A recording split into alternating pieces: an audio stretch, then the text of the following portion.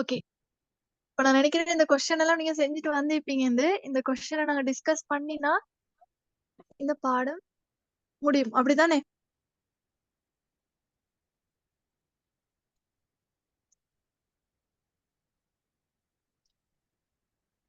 ருஷிதா செஞ்சுட்டு வந்தீங்களா? இல்ல டீச்சர். ஓகே. சமீஹா செஞ்சிட்டோம் டீச்சர். ஓகே. ஒவ்வொரு கேள்வியா பார்ப்போம். 1வது கேள்வி கேக்குறாங்க. ஓர் H2O மூலக்கூறில் ஆக்சிஜன் அணுவை சுற்றி இருக்கும் தனித்த இலத்திரன் சோடிகளின் எண்ணிக்கை யாது? எப்படி வரும்?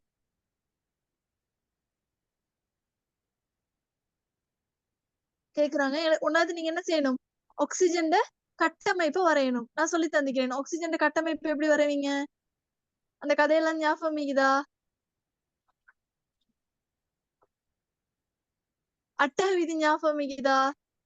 ஆக்சிஜன் அட்டக விதிக்கு உட்படக்கூடிய ஒரு மூலகமா அல்லது அது மீறக்கூடிய ஒரு மூலகமா? பேசுங்க. ஆக்சிஜன் அட்டக விதிக்கு கட்டுப்படக்கூடிய ஒரு மூலகம் என்ன? அப்ப ஆக்சிஜன் கட்டமைப்பு இந்த மாதிரி வரும். ஞாபகம் இருக்குதா? பாருங்க, ஆக்சிஜனை சுத்தி எத்தனை இலத்திரன்கள் இருக்குதுன்னு பாருங்க. 1 2 3 4. இந்த ஒரு பிணைப்புல எத்தனை இலத்திரன் நிற்கும்? ஹைட்ரஜன் கிட்ட இருந்து வர ஒரு இலத்திரனும் ஆக்சிஜன் கிட்ட இருந்து வர ஒரு இலத்திரனும் நிற்கும். அப்ப 2 4 6. அதே போல இந்த பக்கம் இந்த தனி ஒரு கோடால காட்டப்படுற இடத்துல 2 இலத்திரன்கள் இருக்கும். அப்ப டோட்டலா ஆக்சிஜன் அணுவை சுத்தி எத்தனை இலத்திரன்கள் இருக்குது? 8 இலத்திரன்கள் இருக்குது. 8ல இந்த 4 இலத்திரன்கள் 2 இலத்திரன்கள் என்ன செஞ்சுக்குது? பிணைப்புல ஈடுபட்டுக்குது. அப்ப தனித்த இலத்திரன் சோடிகள் எண்ணிக்கை எத்தனை? தனித்த இலத்திரன் சோடி எத்தனை சோடி இது? 2 சோடிகள் காணப்படுது. ஓகேயா? இந்த ஆன்சர் வந்துச்சா? 14. இது பாஸ்ட் பேப்பர் கேள்வி. 2016 ஆயிருக்கும். 16ல 14 செஞ்சீங்களா? ஆன்சர் வந்துச்சா? ஓகேயா? ஓகே, பேசணும். அடுத்த கேள்வி. குறித்த ஒரு பங்கீட்டு வலு சேர்வை நீரில் பூரணமாக அயனாக்கம் அடையும். பின்வருவனவற்றுள் இந்த சேர்வையாக இருக்கக்கூடியது. எனக்கு சொல்லுங்க. நாங்க ரசாயன சேர்வைகளை 2ஆ பிரிச்சோம். அயன் சேர்வைகள், பங்கீட்டு வலு சேர்வைகள். இப்ப இது நீர்ல பூரணமாக அயனாக்கம் அடையும்னு சொல்றாங்க. அப்ப அயனாக்கம் அடையும்டா இது எப்படிப்பட்ட ஒரு சேர்வை ஆயிக்கணும்?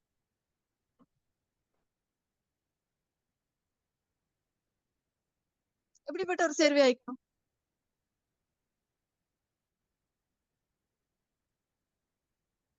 பேசுங்க. அயன் சேர்வைண்டா என்ன? பங்கீட்டு வலு சேர்வைண்டா என்ன? ரெண்டுக்கும் வித்தியாசம் என்ன? இதெல்லாம் கதைச்சோம் தானே லாஸ்ட் கிளாஸ்ல. பேசுங்க.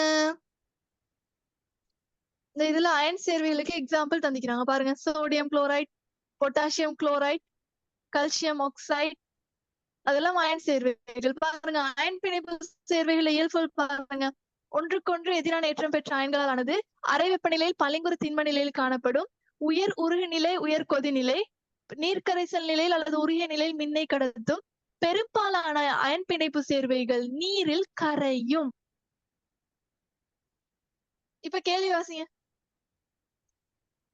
குறித்த ஒரு பங்கீட்டு வலு சேர்வை நீரில் பூரணமாக அயனாக்கம் அடையும்.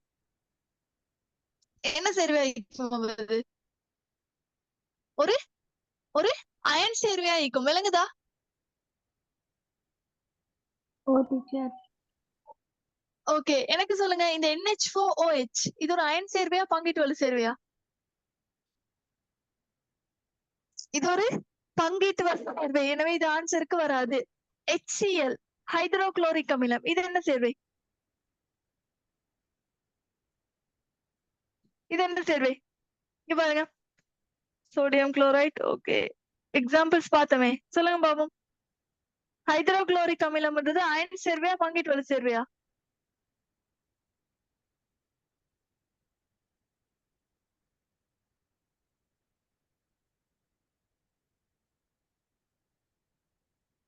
சொல்லுங்க பாப்போம்.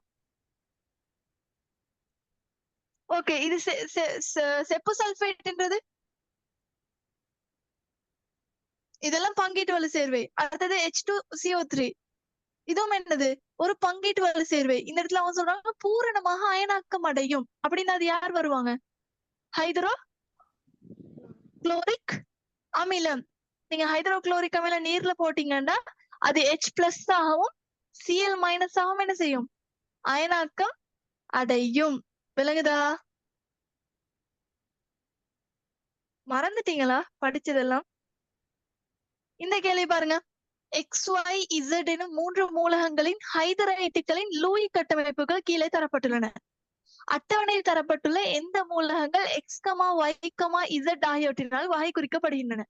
எனக்கு சொல்லுங்க, லூயி கட்டமைப்புகள் வரையும் போது நீங்க என்ன கருத்தில் கொள்ளணும்?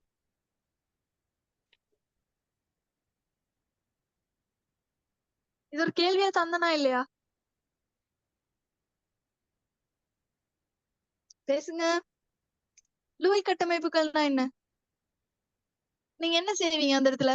பிணைப்பு சுருள் இலத்திரன்களை தனித்த ஒரு கோடால காட்டுவீங்க, அப்படித்தானே? ஓகே. இப்ப இந்த 1வது மூலகம் யாராக இருக்கலாம்? 2 ஹைட்ரஜன் இருக்குது இந்த இடத்துல, 2 தனிச்ச சோடி இலத்திரன்கள் இருக்குது. யார் அது? இந்த எக்ஸ்ன்றது யாரு?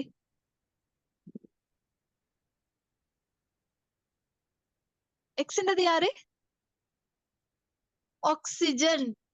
அதே மாதிரி 3 ஹைட்ரஜன் இருக்குது, இன்னைக்கு 2 இலத்திரன்கள் தான் இருக்குது.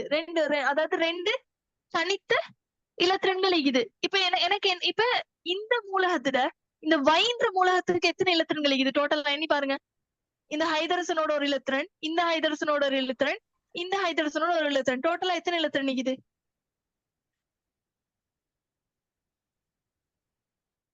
புள்ளைகள் சொல்லுங்க பாப்போம், எண்ணி பார்த்து சொல்லுங்க, எத்தனை இலத்திரன் இருக்குது?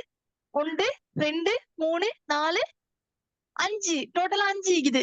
எனக்கு சொல்லுங்க, நாங்க இந்த லூயி கட்டமைப்புகள் அல்லது இன்னைக்கு காற்று இலத்திரன் சோடிகள் எல்லாமே ஒரு மூலகத்துல இறுதியோட்டு மூலகத்துல இறுதி வலுவலோட்டுல இருக்கிற இலத்திரன்கள் தானே காட்டுவோம். அப்ப எனக்கு சொல்லுங்க, எந்த மூலகத்துக்கு இறுதியோட்டு வலுவளவு எண்ணிக்கை 5 ஆயிக்கும்? அது எந்த கூட்டம் ஆயிக்கணும்? எத்தனாவது கூட்ட மூலகம் ஆயிக்கணும்? ஒரு இலத்திர நிலையம் எழுதுறீங்க, எக்ஸாம்பிள் சொல்லுவோமே. ஓகே, எனக்கு சொல்லுங்க, ஆக்சிஜன் அணு எண்ணத்தின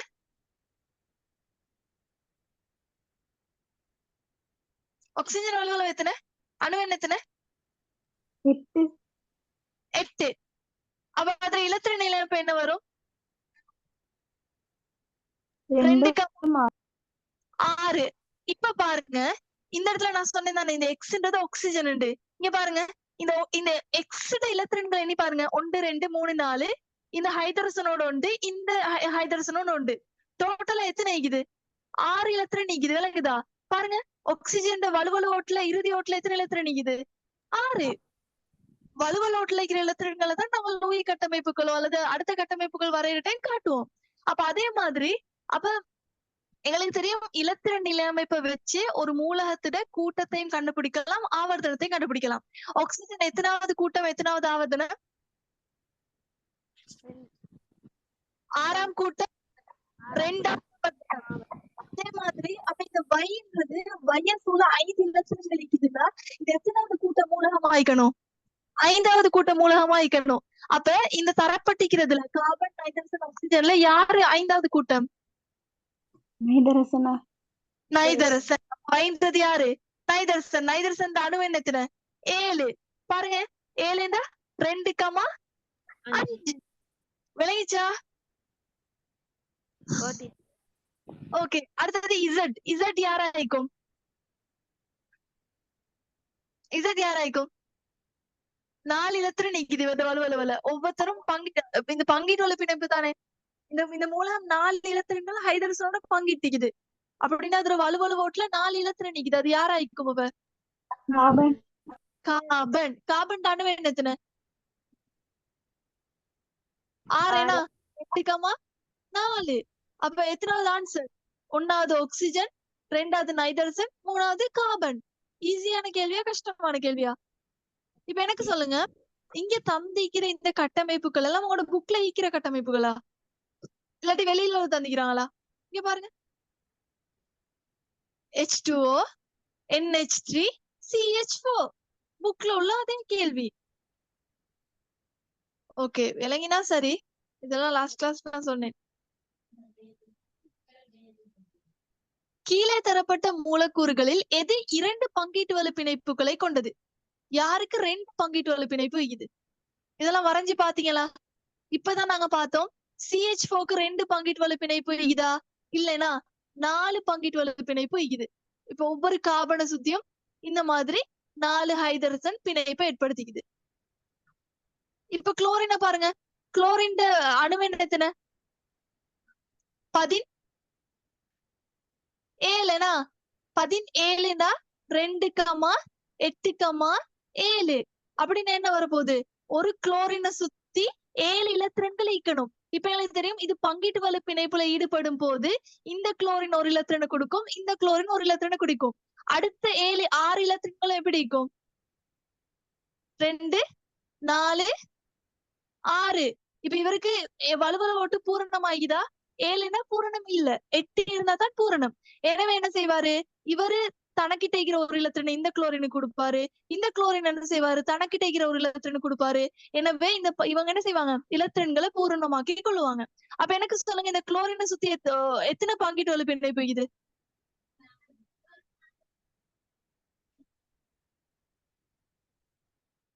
எத்தனை பங்கீட்டு வலு பிணைப்பு? ஒன்டேனா? அப்ப இந்த ஆன்சர் வருமா? இந்த ஆன்சரும் வராது, CH4 வராது. அடுத்தது HCl. HCl பாருங்க. இங்க ஹைட்ரஜன் கிட்ட இந்த எங்களுக்கு தெரியும் ஒரே ஒரு இலத்திரன் தான் என்ன செய்ய கொடுக்கப்படும். அப்ப இந்த ஒரு இலத்திரனை தான் என்ன செஞ்சு கொள்ளும்? இந்த குளோரின் வாங்கிக்கொள்ளும். இங்க பாருங்க, குளோரினை சுத்தி இப்படி 6 இலத்திரன் நீக்கும், 7வது இலத்திரன் இங்க என்ன செஞ்சிடும்? பங்கிட்டு கொள்ளும். அப்பதான் அவரோட வலுவலோட என்ன செய்யும்? பூர்ணமாகும். அப்ப இப்ப சொல்லுங்க, ஹைட்ரோகுளோரிக் அமிலத்துல எத்தனை பங்கீட்டு வலு பிணைப்பு இருக்குது? ஒரே ஒரு பங்கீட்டு வலு பிணைப்பு தான் இருக்குது. அதே மாதிரி இப்ப H2O பாருங்க. ஆக்சிஜன், ஹைட்ரஜன் இந்த இடத்துல இருக்குது, இந்த இடத்துல ஹைட்ரஜன் 2, தனித்த இலத்திரன் சோடி 2. இப்ப எத்தனை பங்கீட்டு வலு பிணைப்பு இன்னைக்கு? 2 பங்கீட்டு வலு பிணைப்பு. அப்ப எத்தனாவது ஆன்சர்? 4வது ஆன்சர். எல்லாம் புக்ல உள்ளதுதான், நாம புதுசா ஒண்ணும் தரல. சரியா? அடுத்த கேள்வி. பின்வரும் மூலக்கூறுகளுக்கு இடையே கூடுதலான பங்கீட்டு வலு பிணைப்பு எண்ணிக்கை உள்ள மூலக்கூறு யாது? கூடுதலான பங்கீட்டு வலு பிணைப்பு வைக்கணுமா? எப்படி வரும்? 1வது ஆக்சிஜனுக்கும் இடையில எத்தனை பங்கீட்டு வலு பிணைப்பு வரும்?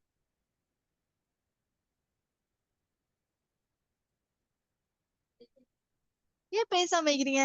ஓகே, ஆக்சிஜன் அணுவெண் எத்தனை? 6.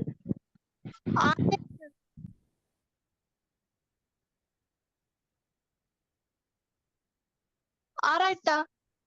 8.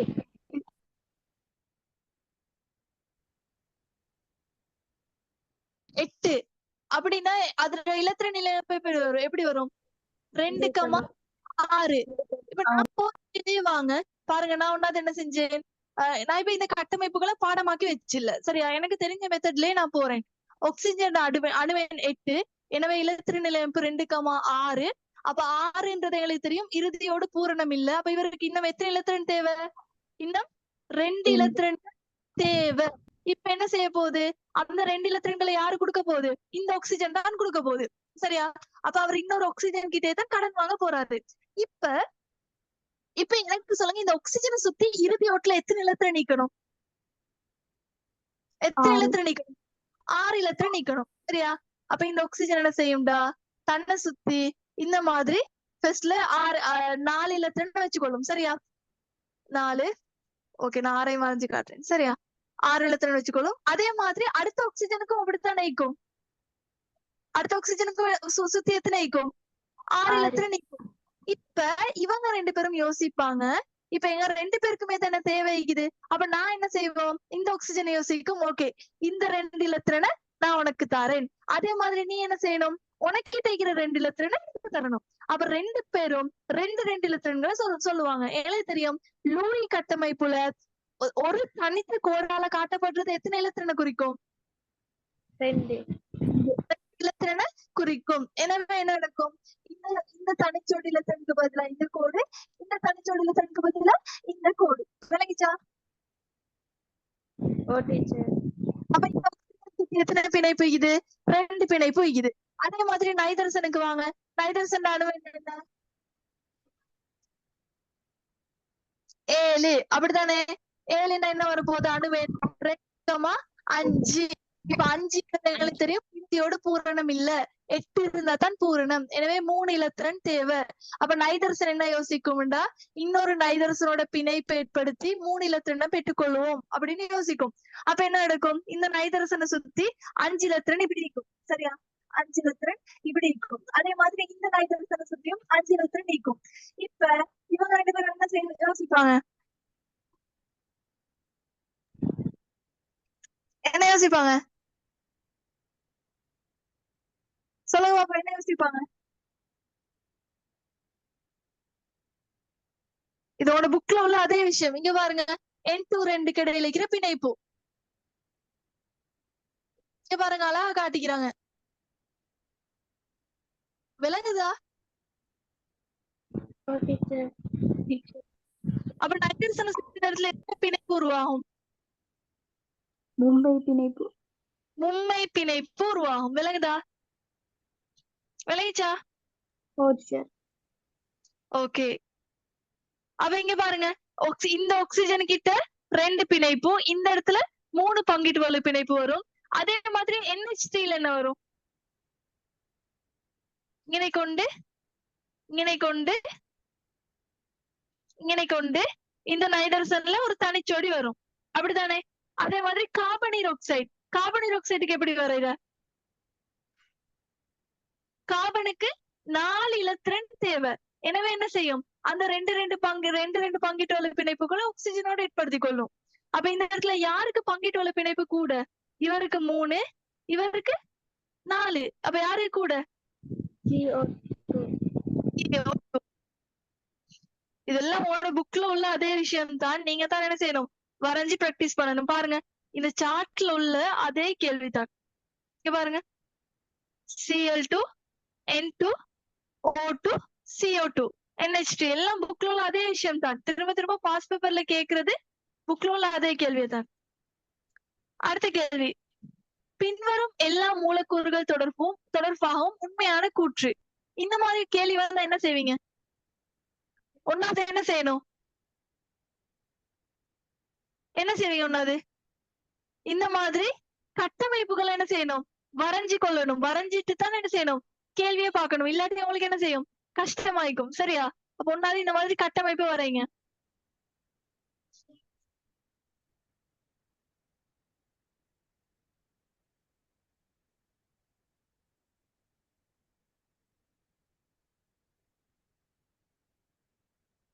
இங்க பாருங்க, இப்ப இந்த கேள்வி வாசி பாருங்க.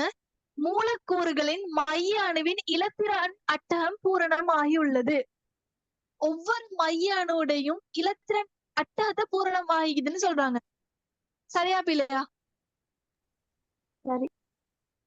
இங்க பாருங்க, எண்ணி பாருங்க. ஒவ்வொரு மூலகத்தை சுத்தியும் என்ன செய்யுங்க? எண்ணி பாருங்க. அப்ப உங்களுக்கு விளங்கும் மைய அணு பூரணம் ஆகிக்குதா இல்லையாண்டு.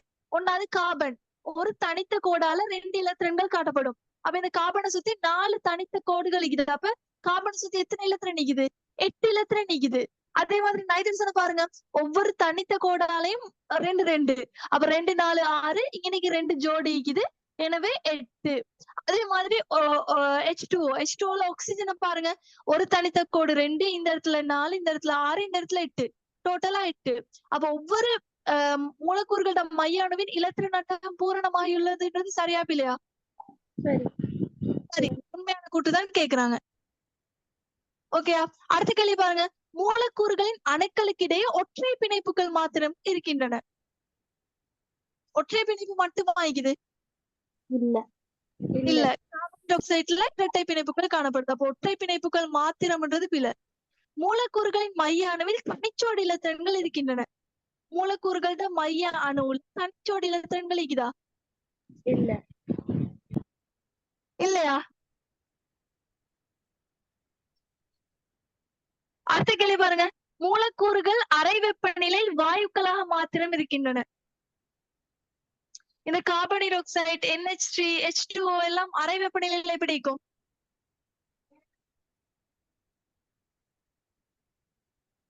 அறை வெப்பநிலையில எப்படி இருக்கும்?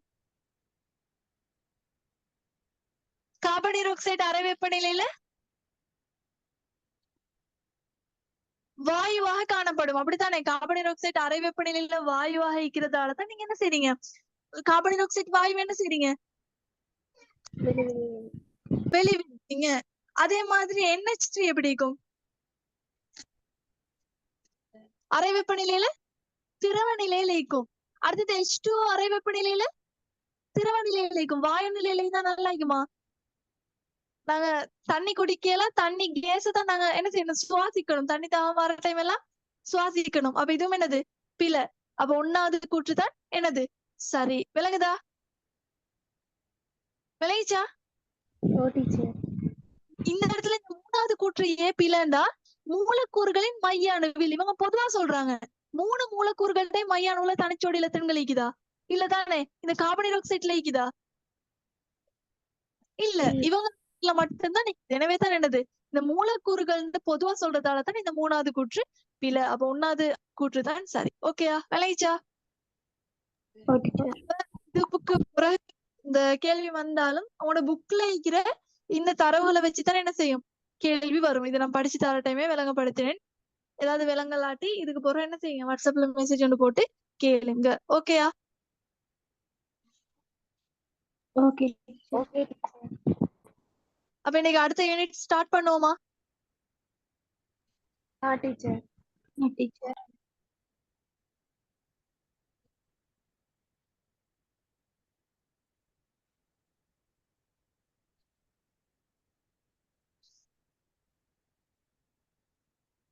ஓகே, இது ஒரு சின்ன பாடம்.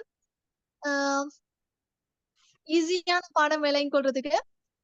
ஓகே, நான் மெதுவா செஞ்சு கொண்டு போறேன். ஏதாவது விளங்கலன்னா அப்பப்ப நீ படி கேளு. சரியா? ஓகே, 1வது எனக்கு சொல்லுங்க. பாடத்துல தலைப்பு வந்து விசையின் திரும்பல் விளைவு. எனக்கு சொல்லுங்க, விசைண்டா என்ன? விசைண்டா என்ன? ஒரு பொருள் என்ன செய்ய போறீங்க? தள்ளவோ இழுக்கவோ தானே என்ன செய்வீங்க? விசையை பயன்படுத்துங்க. விசைன்னு கேட்டா தள்ளுதல் அல்லது இழுத்தல். இப்ப எங்களுக்கு தெரியும் ஒரு விசையை பயன்படுத்தி ஒரு பொருளை தள்ள முடியும் அல்லது இழுக்க முடியும் அல்லது இயங்கி கொண்டிருக்கிற பொருளோட திசையை மாத்தலாம் அல்லது என்ன செய்யலாம்? இயங்கி கொண்டிருக்கிற பொருளை ஓய்வுக்கு கொண்டு வரலாம். இப்ப நாங்க இந்த அதாவது திருப்பம், விசை திருப்பம்னு சொல்றது என்னன்னா அதாவது விசையை பிரயோகிச்சு ஒரு பொருளை நாங்க என்ன செய்ய போறோம்னா திருப்ப செய்ய போறோம். அதாவது திரும்பல் அடைய செய்ய போறோம். அதுதான் இந்த பாடத்துல படிக்கிறேன். விசை திருப்பம். ஓகேயா? இங்க பாருங்க, உங்களுக்கு ஒரு 1வது ஒரு கதை ஒன்று தந்து அந்த கதவுல வந்து உங்களுக்கு பார்ட்ஸ் எல்லாம் காட்டுறாங்க. இத கண்டிக்கிறீங்க எல்லாரும் கதவுல? அதாவது எனக்கு தெரியும் கதவு எப்படி இருக்குதுன்னு தெரியும் தானே எல்லாருக்கும்? எனக்கு தெரியும் இந்த இடத்துல அதாவது கதவு நிலையில இப்படி பலகை எல்லாம் வைக்குவேனா இந்த இடத்த சுத்தி கதவை டிரெக்டா செவர்ல போயிட்டு ஃபிட் பண்ணிப்பாங்களா? இல்ல தானே? பலகை வச்சுதான் என்ன செய்வாங்க? இந்த பிணையல்ன்றது என்னது? என்னோட பலகையோட தொடர்புடையது. இப்ப இந்த பிணையல் தான் என்ன செய்யும்னா நீங்க கதவை மூடி திறக்கும் போது என்ன செய்யும்? இந்த பிணையல் தான் நான் செய்யும். கண்டிக்கிறீங்களா?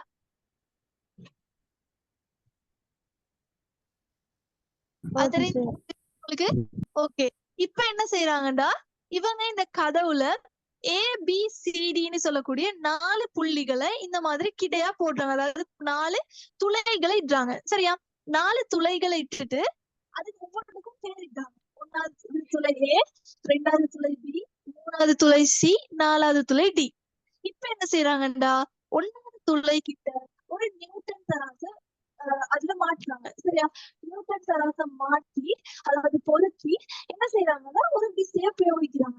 விசைய பிரயோகிச்சு கதவு சுழல அதாவது எந்த அளவு விசையை பிரயோகிக்கும் போது கதவை வந்து உங்களுக்கு திறக்க முடியுமாக்குதுன்னு அவங்க செக் பண்றாங்க. சரியா? அப்ப எந்த இடத்துல கதவு வந்து இப்படி மட்டா திறக்க ஆரம்பிக்குதோ அந்த அந்த அந்த டைம்ல உள்ள நியூட்டன் தராசுல காட்டக்கூடிய வாசிப்பை நீங்க நோட் பண்ணிக்கொள்ளணும். இத மாதிரி ஏன்ற புள்ளியில, பின்ற புள்ளியில, சின்ற புள்ளியில, டின்ற புள்ளியில ஒவ்வொரு இடத்துலயும் இந்த நியூட்டன் தராசை வச்சு நீங்க கதவை என்ன செய்யணும்? திறக்க ட்ரை பண்ணணும். எனக்கு சொல்லுங்க, எந்த இடத்துல உங்களுக்கு கதவை திறக்கிறது ஈஸியா இருக்கும்?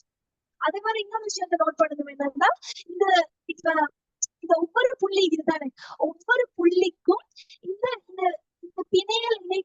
இந்த இந்த தூரம் மிக்குது தானே, இந்த புள்ளிக்கும் நீங்க என்ன செய்யணும், தூரத்தை அளந்து கொள்ளணும். ஒன்னாவது ஏல இருந்து தூரத்தை அளக்கணும், அதுக்கப்புறம் என்ன செய்யணும்னா பில இருந்து தூரத்தை அளக்கணும், அதுக்கப்புறம் நீங்க என்ன செய்யணும்டா சில இருந்து தூரத்தை அளக்கணும், அடுத்தது என்ன செய்யணும் டில இருந்து தூரத்தை அளக்கணும். சரியா? இந்த தூரத்தையும் அளந்து கொள்ளணும். அதுக்கப்புறம் நீங்க அந்த கதவை திறக்கிறதுக்கு எவ்வளவு விசை காட்டப்பட்டுச்சோ அந்த தராசுல, அதையும் நீங்க என்ன செய்யணும்னா இந்த சார்ட்ல ஃபில் பண்ணி கொள்ளணும். சரியா? சார்ட்ல ஃபில் பண்ணிட்டு நீங்க எனக்கு ஆன்சரை சொல்லுங்க, கெஸ் பண்ணுங்க எந்த இடத்துல உங்களுக்கு விசையை பிரயோகிச்சு கதவை திறக்கிறது ஈஸியா இருக்கும். இந்த ஏன்ற புள்ளிலையா, பியா, சியா, டியா? ஏ. அடுத்தாக்க ஏல. ஏல. என்ன காரணம்?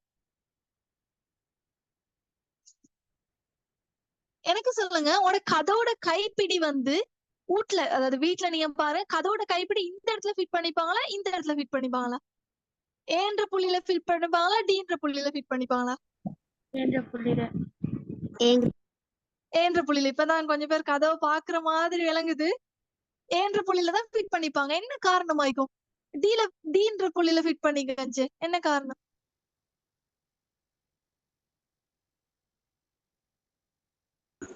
அப்பதான் லேஸ் அடிக்கும். அதாவது உங்களுக்கு என்ன செய்யலாம், கதவை இலகுவா திறக்கலாம். சரியா? அதுக்கான காரணத்தை நான் ஒண்ணு சொல்றேன். சரியா? இங்க பாருங்க, இந்த இடத்துல இந்த கதவு வந்து இந்த பிணையல ஆரம்பத்திலேயே சொன்னேன், இந்த பிணையல மையமாக வச்சுதான் என்ன செய்யும்னா இந்த கதவு வந்து சுழற்சி அடைய போகுது. இப்ப நாங்க இந்த கதவு வந்து இந்த பிணையல சுத்தி தானே சுழற்சி அடையுது. எனவே நாங்க இந்த இந்த இந்த இந்த புள்ளிக்கு நாங்க ஒரு பேர் சொல்ல போறோம், என்னன்னா கதவின் சுழற்சி அச்சு. இந்த கதவின் சுழற்சி அச்சு எப்பவுமே நாங்க விசை பிரயோகிக்கிற இடத்துக்கு செங்குத்தாக காணப்படும். செங்குத்துனா என்ன? 90 பாகையில காணப்படும். இத ஒன்னாவது ஏற்றுக்கொள்றீங்களா? ஓகே, சரி.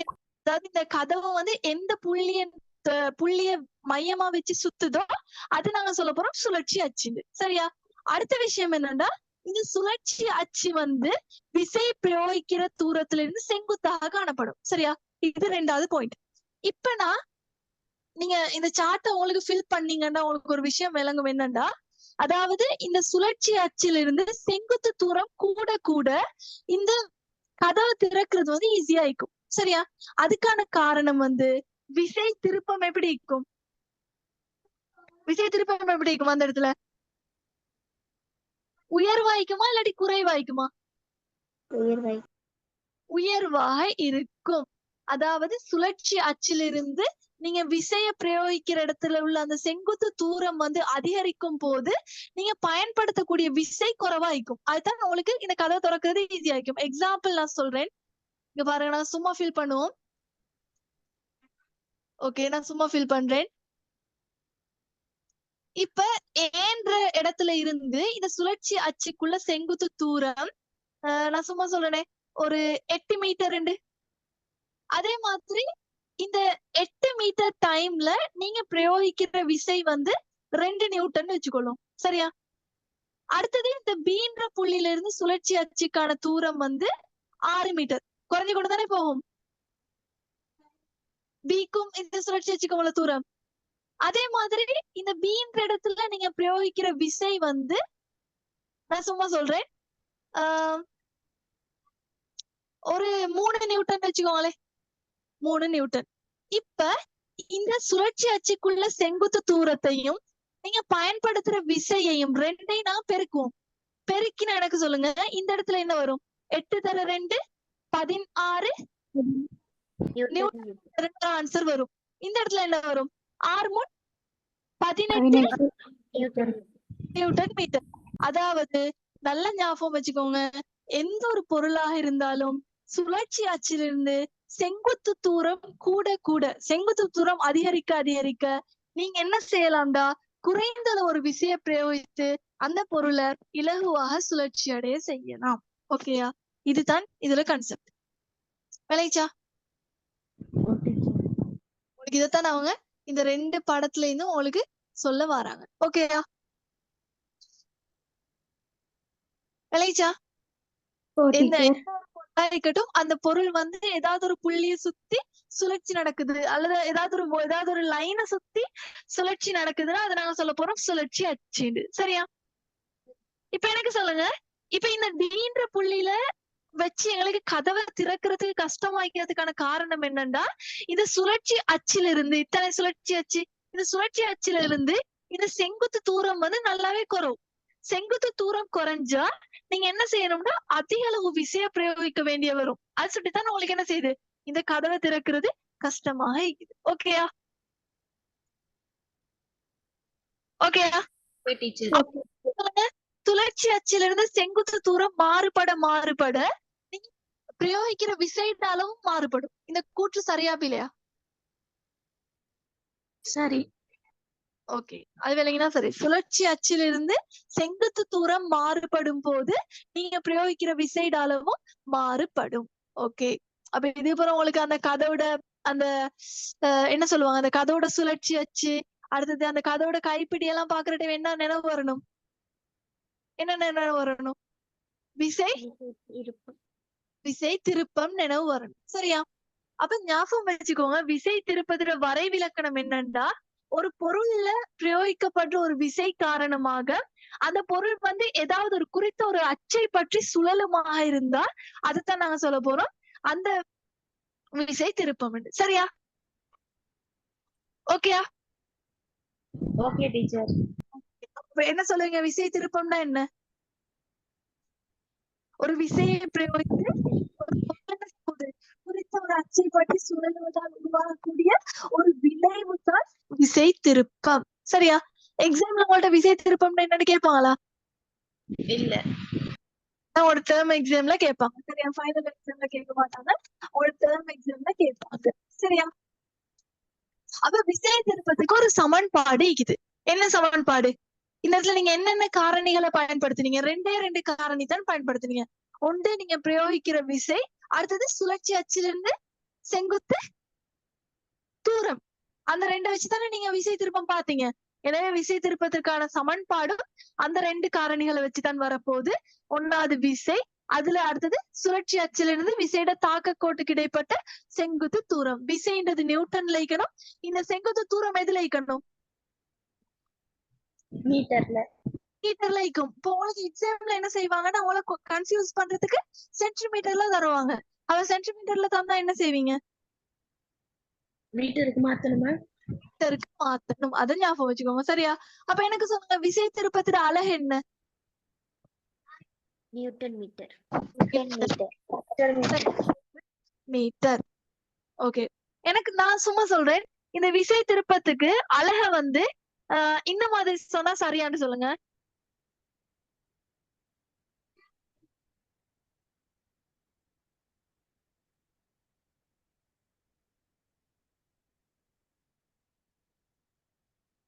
இப்படி சொன்னா சரியா இல்லையா? கிலோகிராம் மீட்டர் வர்க்கம் செகண்ட் -2.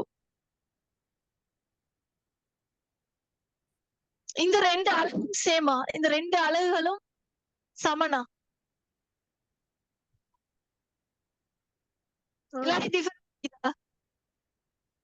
இவரும் இவரும் சமனா அல்லது டிஃபரெண்டா? சமன் தானே. சமன். எப்படி சமன்? இந்த நியூட்டனுக்கு பதிலா நான் என்னத்தை பிரயோகிச்சுக்கிறேன்? நியூட்டன்ன்றது என்னது? எஃப் சமன் MA. அப்ப இந்த நியூட்டனுக்கு பதிலா நான் என்ன போட்டுக்கிறேன்? கிலோகிராம். அதாவது எம்ன்றது திணிவு, கிலோகிராம். ஏன்றது என்னது? ஆர்முடுகள். ஆர்முடுகள் என்ன வரும்? Metre second -2. அதுக்கப்புறம் என்ன செஞ்சுக்கிறேன்? இன்னொரு எம் வருது, எனவே அந்த எம் என்ன செய்யணும்? இதோட பெருக்கணும். பெருக்கினா எம் வெட்டி போடணும். இதுல 2 எம் வைக்குது, எனவே கிலோகிராம் மீட்டர் வர்க்கம் செகண்ட் -2. இதையும் பக்கத்துல எழுதிக்கோங்க. இப்படியும் உங்களுக்கு இப்ப எக்ஸாம்ல கேட்டு வருது. சரியா? ஓகே, இந்த டேட்டை போட்டு ஹெடிங்க போடுங்க. விசையின் திரும்பல் விளைவு. விசையின் திரும்பல் விளைவு. விசையின் திரும்பல் விளைவு. விசையின் திரும்பல் விளைவு. ஒன்னாவது கேள்வி எழுதுங்க. ஒன்னாவது கேள்வி எழுதுங்க.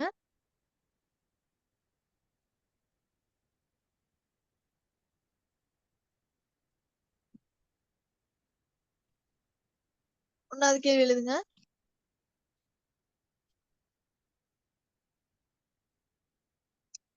சுழற்சி அச்சு என்றால் என்ன? சுழற்சி அச்சு என்றால் என்ன?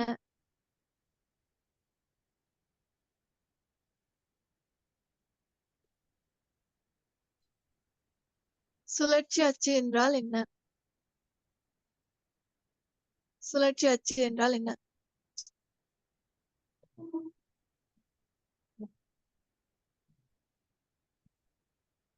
இரண்டாவது கேள்வி விசை திருப்பம் என்றால் என்ன? விசை திருப்பம் என்றால் என்ன?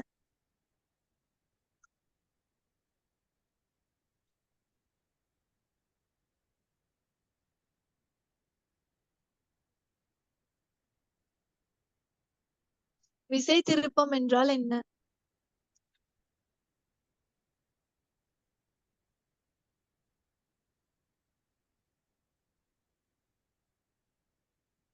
அதன் அழகு யாது? அதன் அழகு யாது?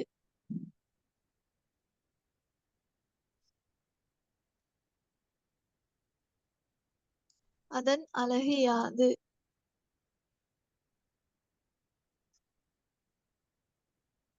அதன் அழகு யாது?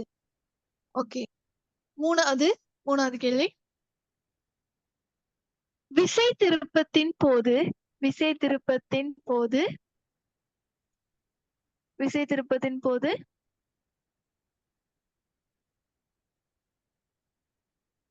மூணாவது கேள்வி விசை திருப்பத்தின் போது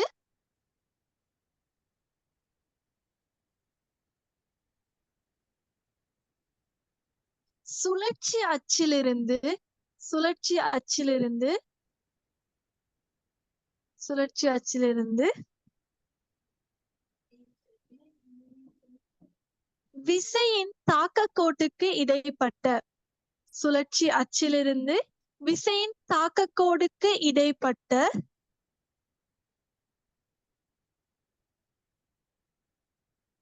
சுழற்சி அச்சிலிருந்து விசையின் தாக்க கோட்டுக்கு இடைப்பட்ட செங்குத்து தூரம் அதிகரிக்கும் போது இடைப்பட்ட செங்குத்து தூரம் அதிகரிக்கும் போது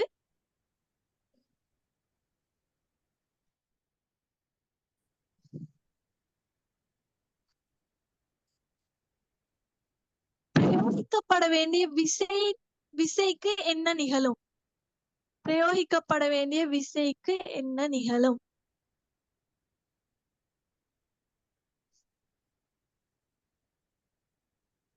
டீச்சர் அந்த கேள்வி இன்னொரு தடவை சொல்லுங்களே.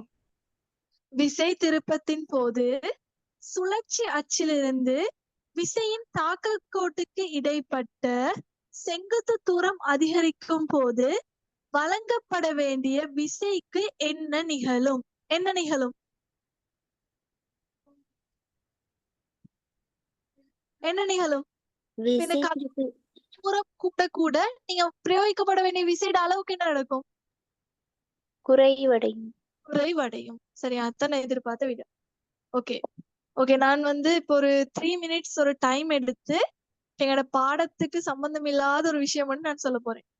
ஓகே, உங்களுக்கு அட்வைஸ் பண்ணினா பிடிக்குமா இல்லையான்னு எனக்கு தெரியா. ஆனா நான் இதை உங்களுக்கு சொல்லி தரணும்னு நினைக்கிறேன். சரியா? இப்ப மோஸ்ட்லி இப்ப நான் எல்லாரோட கண்டெக்டும் சர்வ் பண்ணிக்கிறேன், எல்லாரோட ஸ்டேட்டஸும் நான் பாக்குறேன். மோஸ்ட்லி அவதானிச்ச விஷயம் என்னன்னா, பொதுவா எனக்கிட்ட கிளாஸ் வரவங்களோட ஸ்டேட்டஸ் எல்லாம் டீசெண்டா தான் நிற்கும். சரியா? ஸ்டேட்டஸ் போடுறது உங்களோட உரிமை. சரியா? விருப்பமானதை போடலாம். ஆனா எனக்கு சொல்லுங்க, நாங்க ஸ்டேட்டஸ்ல ஒரு நல்ல விஷயத்த ஷேர் பண்றது நல்லமா, அல்லது எங்கட போட்டோஸ், எங்கட சொந்த பிக்சர்ஸ் அதெல்லாம் ஷேர் பண்றது நல்லமா?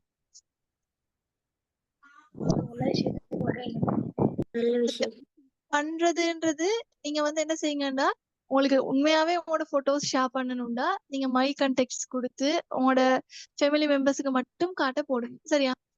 இப்ப என்னன்னா, நான் ரீசெண்டா அவதானிச்ச விஷயம், எனக்கு நான் சில ஸ்டூடெண்ட்ஸ்ட முகத்தை நான் கண்டே இல்லை. ஆனா அவங்க போடுற போட்டோஸ் எல்லாம் அவங்க யாரை நம்பி ஸ்டேட்டஸ்ல வைக்கிறாங்கன்னு எனக்கு தெரியும். ஆனா இப்ப இந்த காலத்துல நிறைய பிரச்சனைகள், அதாவது எங்களுக்கு தெரியும், என்னோட போட்டோஸ் எடுத்து வேண்டிய மாதிரி எடிட் பண்ணலாம். மோஸ்ட்லி இப்ப இதுக்குள்ள கேர்ள்ஸ் சீக்கிரதால நான் சொல்றேன், நிறைய சேஃப்டி பிரச்சனை இருக்குது.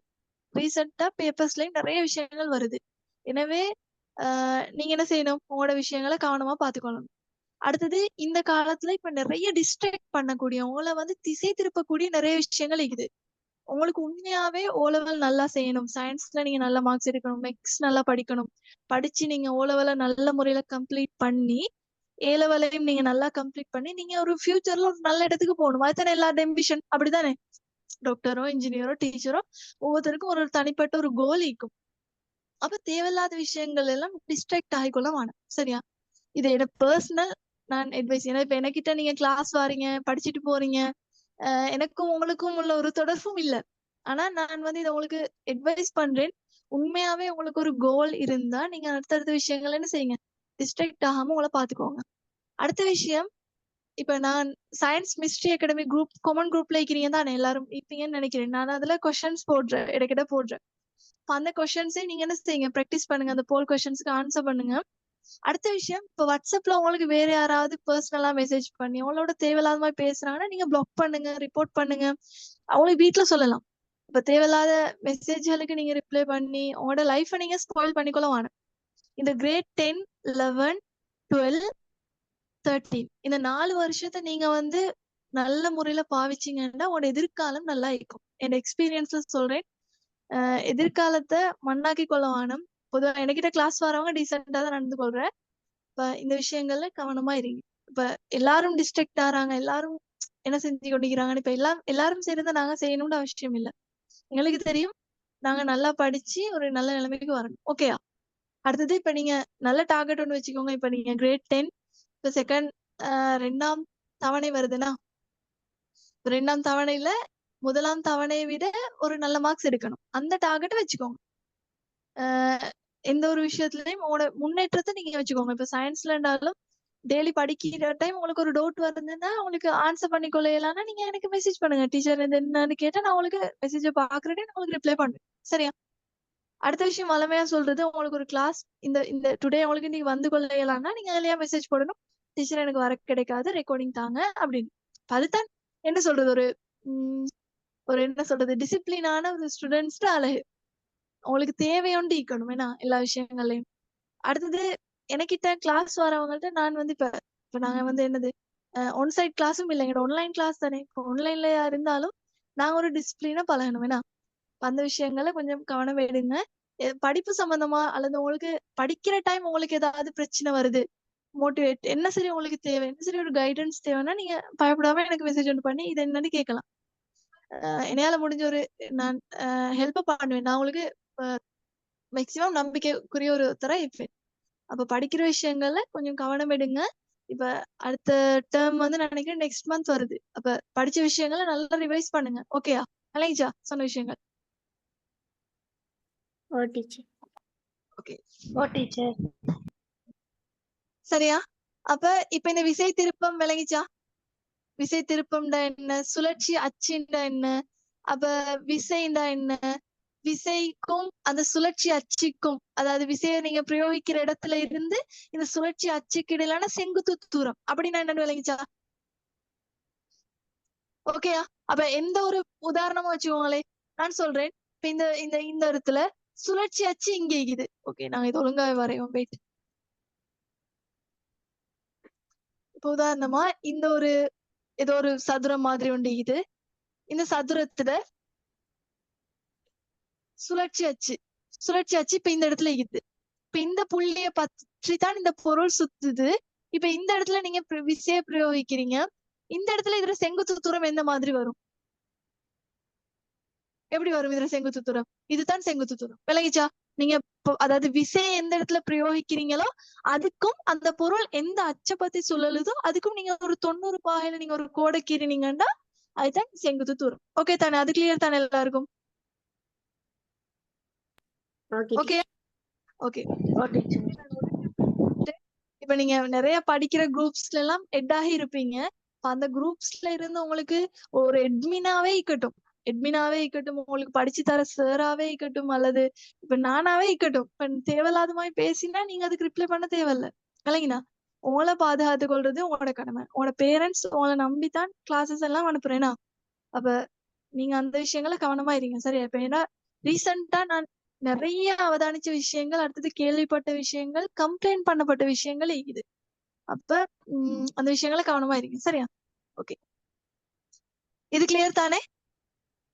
இப்ப நான் சொன்னேன் தானே, இப்ப இந்த விசை திருப்பம் சொல்லுங்க சொல்லுங்க. டீச்சர் நீங்க பேசுறதே ஒழுங்கா கேக்குது இல்ல, நின்று நின்று வருது. எல்லாருக்கும் அப்படி ஆகுது? இல்ல டீச்சர். ஓகே, எல்லாருக்கும் அப்படியா இருந்தா கொஞ்சம் பாருங்க, உங்களோட கவரேஜ் இஷ்யூவா தெரியா? இல்லாட்டி நான் ரெக்கார்டிங் தருவேன், நீங்க பார்க்கலாம். சரியா? ஓகே, சரியா? இப்ப நான் உங்களுக்கு சொன்னேன் தானே, இந்த விசை திருப்பம், அதாவது விசையை பயன்படுத்தி நாங்க ஒரு பொருள் என்ன செய்ய போறோம், திரும்பலடைய செய்ய போறோம். அப்ப இந்த விசை திருப்பத்துல 2 காரணிகள் செல்வாக்கு செலுத்துது. ஒன்று விசை, அடுத்தது சுழற்சி அச்சிலிருந்து விசையிட தாக்க கோட்டுக்கு இடைப்பட்ட செங்குத்து தூரம். இப்ப நாங்க இந்த 2 காரணிகளுமே உண்மையாகவே இந்த விசை திருப்பத்துல செல்வாக்கு செலுத்துதா இல்லையான்றத ஒரு பிராக்டிக்கல் செஞ்சு பார்க்க போறோம். ஒன்னாவது நாங்க பார்க்க போறது என்னண்டா, இந்த விசையிட பருமன், அதாவது நாங்க பிரயோகிக்கிற விசையிட அளவு தாக்கம் செலுத்துதா இல்லையான்னு பார்க்க போறோம். சரியா? அதுக்கு செய்யற பிராக்டிக்கல் என்னன்னா, ஒன்னாவது ஒரு மரக்கீலம். மரக்கீலம் என்ன? ஒரு ஒரு ஒரு பலகை துண்டு. மரக்கீலம் சொல்றது ஒரு ரூலர் மாதிரியான ஒரு பலகை துண்டு. சரியா? ஒரு என்ன சொல்றாங்கன்னா, ஒரு அளவு நீளமுள்ள ஒரு மரக்கீலம், 2 ரப்பர் வார்கள், அடுத்தது என்ன செய்யறாங்கடா, ஒரு துளைப்பான் ட்ரில்லர், அடுத்தது ஒரு நியூட்டன் தராசு, அடுத்தது சுரையுள்ள ஒரு திருகாணி, அடுத்தது ஒரு மேசை அல்லது பலகை. நீங்க என்ன செய்யணும்டா, இந்த மரக்கீலத்தை ஒரு மேசையில என்ன செய்யணும், ட்ரில்லரை பயன்படுத்தி நீங்க என்ன செய்யணும், இதோட ஃபிட் பண்ணணும். சரியா? திருகாணியோட பயன்படுத்தி, திருகாணிக்கு என்ன சொல்லும், ஸ்க்ரூ, என்ன ஸ்க்ரூ தெரியுதானே, ஒரு ஸ்க்ரூவை பயன்படுத்தி நீங்க என்ன செய்யணும், இந்த பல மரக்கீலத்தை இந்த மேசையோட நிலையாக பொருத்தணும். அதுக்கப்புறம் நீங்க என்ன செய்யணும்டா, இந்த மரக்கீலத்துல 15 சென்டிமீட்டர் இடைவெளியில 4 புள்ளிகளை நீங்க என்ன செய்யணும், பேரிட்டு கொள்ளணும். சரியா? அதாவது திருகாணில இருந்து 4 புள்ளிகள் A B C D, 15, 30, 45, 60. ஒவ்வொரு புள்ளிக்கும் இடைப்பட்ட தூரம் எத்தனை சென்டிமீட்டர் ஆயிக்கணும், எத்தனை சென்டிமீட்டர்? 15 சென்டிமீட்டர். என்னம்டா, இப்ப இந்த டீன்ற புள்ளி, அதாவது இந்த திருகாணில இருந்து நல்லாவே தூரத்துல இல்ல, இந்த டீன்ற புள்ளியில நீங்க என்ன செய்யணும்டா, ஒரு நியூட்டன் தராசை, இப்ப இத நீங்க மார்க் பண்ணின 4 புள்ளிகள்லையும் ட்ரில்லர் போட்டு துளையிட்டு போகணும். சரியா? இந்த 4 புள்ளிகளையும் துளையிட்டு போகணும். அதுக்கப்புறம் நீங்க என்ன செய்யணும்டா, இந்த 4 புள்ளிகள்லையும் என்ன செய்யணும்டா, ஒரு வளையம் மாதிரி பொருத்தணும். என்னத்துக்காக நாங்க வளையத்தை பொருத்துறோம்டா, இந்த இடத்துல நியூட்டன் தராசை தொங்க விட்டு நாங்க ஒரு விசைய பிரயோகிச்சு இந்த இடத்துல ஒரு பெருமானம் ஒண்ணு என்ன செய்ய போறோம், அளவிட போறோம். அப்ப என்ன செய்யறாங்கடா, இந்த ஒவ்வொரு புள்ளிலையும், அதாவது இந்த இந்த திருவாணியில இருந்து இந்த ஒவ்வொரு புள்ளி டீன்ற புள்ளியில நீங்க என்ன செய்யணும், நியூட்டன் தராசை பயன்படுத்தி ஒரு ஒரு விசையை கொடுக்கணும். அதாவது கீழ் நோக்கி ஒரு விசையை கொடுக்கணும். விசையை கொடுக்கும் போது இந்த மரக்கீலம், அதாவது மரக்கீலம் என்ன செய்யும்டா, இப்ப எனக்கு சொல்லுங்க, இந்த இடத்துல நீங்க விசையை கொடுக்குற டைம் இந்த மரக்கீலம் என்ன செய்யும், அசையுமா இல்லையா? அசையுமா இல்லையா? அசையும். திரும்பல் அடைய, அதாவது திரும்பல் அடைய செய்யப்படும். அப்ப நீங்க என்ன செய்யணும்னா, இந்த விசைய பிரயோகிச்சு மட்டுமட்டாக எந்த இடத்துல திரும்பல் அடையுதோ அந்த பெருமானத்தை நீங்க என்ன செய்யணும், குறிச்சு கொள்ளணும். இந்த மாதிரி ஒவ்வொரு புள்ளிலையும் இந்த இந்த சீன்ற புள்ளியில வச்சு செய்யணும், பீன்ற புள்ளியில இந்த நியூட்டன் சராசரி வச்சு செய்யணும், அதுக்கப்புறம் ஏன்ற புள்ளியில வச்சு செய்யணும். அதுக்கப்புறம் நீங்க என்ன செய்யணும்டா, இந்த திருகாணிய இன்னும் கொஞ்சம் இருக்கணும்னா என்ன சொல்றீங்க, நீங்க என்ன செய்யணும், டைட் பண்ணணும். டைட் பண்ணிட்டு திரும்பவும் ஆரம்பத்துக்கு இருந்த மாதிரி நியூட்டன் சராசை பயன்படுத்தி விசைய பிரயோகிச்சு பார்க்கணும். எனக்கு சொல்லுங்க, ஆரம்பத்துல இருந்த டைம் 2 சந்தர்ப்பத்திலயும் ஒரே பெருமானம் கிடைக்குமா? அதாவது நீங்க டைட் பண்ண முன்னுக்கு விசைய பிரயோகிக்கிற டைம் இந்த மரக்கீலம் ஓரளவு கீழே வர பாக்குறீங்களா, அதுக்கப்புறம் நீங்க என்ன செய்றீங்க, இந்த திருகாணி இன்னும் கொஞ்சம் டைட் பண்றீங்க, அதுக்கப்புறம் நீங்க இதாக்க பாக்குறீங்க. இப்ப என்ன செய்யும், இந்த மரக்கீலம் வர அளவு, கீழே வர அளவு என்ன செய்யும், ஒன்று குறையும் இல்லாட்டி கூடும். இந்த நீங்க வழங்குற விசையை பொறுத்து நீங்க இன்னும் நல்லா டைட் பண்றீங்க. இன்னும் நல்லா டைட் பண்ணும் போது இந்த மரக்கி இந்த இந்த விசையை பிரயோகிச்சு இந்த மரக்கீலம் அசையும் சந்தர்ப்பம் என்ன செய்யும், வித்தியாசமாகும். எனவே எனக்கு சொல்லுங்க, நீங்க அதாவது சுழற்சி அச்ச வந்து நீங்க என்ன செய்றீங்க, அந்த விசை திருப்பத்தை இருக்கும் ட்ராக் பண்ணும் போது வழங்குற விசையோட அளவு என்ன செய்ய போகுது? வழங்குற விசை கூடிக்கொண்டு போகும் இல்லையா? ஆரம்பத்துல உங்களுக்கு ஈஸியா சுற்றுலதான் இருக்கும். ஆரம்பத்துல நீங்க ஒரு சின்ன விசை பாருங்க, இந்த இடத்துல நீங்க 2 நியூட்டன் விசை வழங்கும் போது மரக்கிலம் இலகுவா சுத்த ஆரம்பிக்கும். அதுக்கப்புறம் என்ன செய்றீங்க, நீங்க கொஞ்சம் டைட் பண்றீங்க. டைட் பண்ணிட்டு நீங்க இதே புள்ளியில டீன்ற புள்ளியில நியூட்டன் தராசுல விசையை பிரயோகிக்கும் போது ஆரம்பத்துல இருந்தது கூட விசையை பிரயோகிக்க வேண்டி வரும். அதுக்கப்புறம் திரும்ப நீங்க என்ன செய்றீங்க, இந்த திருகாணி இன்னும் கொஞ்சம் சுத்துறீங்க நீங்க டைட் பண்றீங்க. டைட் பண்ணோடனே இப்ப இந்த நியூட்டன் தராசுல விசை வந்து என்ன செய்யும், ஆரம்பத்துல இருந்ததை விட அதிகரிச்சிருக்கும். அப்ப எனக்கு சொல்லுங்க, விசை திருப்பம் அதாவது அந்த பொருளை திரும்பலடைய செய்ய வேண்டிய விசையோட அளவு என்ன செய்யுது, படிப்படியா என்ன செய்யுது, கூடுது. விளங்குதா? அப்ப இந்த விசை திருப்பத்துல நீங்க வழங்குற விசையோட பருமன் சம்பந்தப்பட்டிருக்குதா இல்லையா? சம்பந்தப்பட்டிருக்குது. சரியா? இது எக்ஸாம்ல இந்த பிராக்டிகல் எல்லாம் இது வரைக்கும் வந்து இல்ல. நீங்க என்ன செய்யுங்க, கவலைப்பட தேவையில்ல. இப்படி எல்லாம் கேட்க மாட்டாங்க. சரியா? அடுத்த காரணி நாங்க டெஸ்ட் பண்ண போறோம் என்னன்னா, இந்த விசை திருப்பம் வந்து இந்த செங்குத்து தூரத்துக்கு, அதாவது நாங்க சுழற்சி அச்சுல இருந்து நாங்க வழங்குற விசைக்கும் அந்த தொடக்க கோட்டுக்கும் இடைப்பட்ட அந்த செங்குத்து தூரத்துல இந்த விசை திருப்பம் தங்கிக்குதா இல்லையான்றத டெஸ்ட் பண்ணி பார்க்க போறோம். அதுக்கு என்ன செய்ய போறோம்டா, இதே மாதிரி தான் ஒரு மரக்கீலம் ஒன்று எடுக்கணும். மரக்கீலத்துல நீங்க என்ன செய்யணும், இந்த மாதிரி ABCDன்னு சொல்லக்கூடிய 15 சென்டிமீட்டர் வித்தியாசத்துல என்ன செய்யணும், 4 புள்ளிகளை இணைக்கணும். சரி, 4 புள்ளிகள் போட்டு 4 புள்ளிகளும் என்ன செய்யணும், நீங்க ட்ரில்லரை பயன்படுத்தி துளையிட்டு கொள்ளணும். துளையிட்டு கொண்டு என்ன செய்ய போறீங்கடா, இந்த இடத்துல இந்த ஆரம்பத்துல இந்த ஏன்ற புள்ளியில வச்சு நியூட்டன் தராசை ஃபிட் பண்ணி கீழ் நோக்கி ஒரு விசையை பிரயோகிக்கணும். விசையை பிரயோகிக்கும் போது இந்த நியூட்டன் தராசுல ஒரு பெருமானம் வரும். அதுக்கப்புறம் நீங்க என்ன செய்யணும், தூரத்தை கூட்டணும். அதாவது பீன்ற புள்ளிக்கு போகணும். அப்ப சுழற்சி அச்சு இதுதான். சுழற்சி அச்சுல இருந்து எனக்கு சொல்லுங்க, இந்த விசை திருப்பம் சொல்ல, இந்த சுழற்சி அச்சுல இருந்து இந்த செங்குத்து தூரம் கூட கூட என்ன நடக்கும், வழங்குற விசையோட அளவு என்ன செய்யும், குறையும். பாருங்க, இந்த இடத்துல ஆரம்பத்துல 15 மீட்டர், அதுக்கப்புறம் என்ன செய்றீங்க, 32 மீட்டர் கொடுக்குறீங்க, அதுக்கப்புறம் 55 மீட்டர். அப்ப என்ன நடக்குது, இந்த பெருமானம் என்ன செய்யும், நீங்க ஆரம்பத்துல நீங்க விசை அதாவது ஒரே அளவு விசையை நீங்க கொடுக்கலாம். சரியா? விசையோட பெருமானத்தை மாறாம இங்க பாருங்க, இந்த இடத்துல F1 போட்டிக்கிற காரணம் என்னன்னா, அதாவது நீங்க வழங்குற விசையை மாத்தாம இருக்கிறீங்க. வழங்குற விசையை மாத்தாம வச்சு கொண்டு இந்த தூரத்தை அதிகரிக்கிறீங்க. இந்த இடத்துல இந்த விசை திருப்பத்தை குறைக்கிறீங்க. அதாவது விசை திருப்பம்னு சொல்றது திருகாணி சுழலக்கூடிய அளவு நீங்க சரிங்க படிப்படியாக கூட்டிக் கொண்டு வாரீங்க. அது இந்த இடத்துல உங்களுக்கு இந்த சாட்ல காட்டுறாங்க பாருங்க. ஆரம்பத்துல ஒரு சந்தர்ப்பம், வழங்குற விசை 5 நியூட்டன், தூரம் வந்து 15 மீட்டர். அதுக்கப்புறம் நீங்க என்ன செய்வீங்கன்னா, தூரத்தை கூட்டுறீங்க 32 மீட்டராக, வழங்குற விசையும் மாறல. அப்ப இந்த டைம்க்கு நீங்க அவதானிக்கிறீங்க, இந்த திருகாணி என்ன செய்யுதுன்னா 4ல் 1 பங்கு சுழலுது. 4ல் 1 பங்குனா என்ன, ஆரம்பத்துல இப்படி இருக்குது, அடுத்த சந்தர்ப்பத்துல என்ன செய்யுது, 4ல் 1 பங்குனா இப்ப திருகாணி எப்படி இருக்கும் பாக்குறதுக்கு, இப்ப இந்த மாதிரி இருக்க போகுது. அதுக்கப்புறம் என்ன செய்யுது, மூணாவது சந்தர்ப்பத்துல தூரத்தை 55 மீட்டர் ஆக்குறீங்க.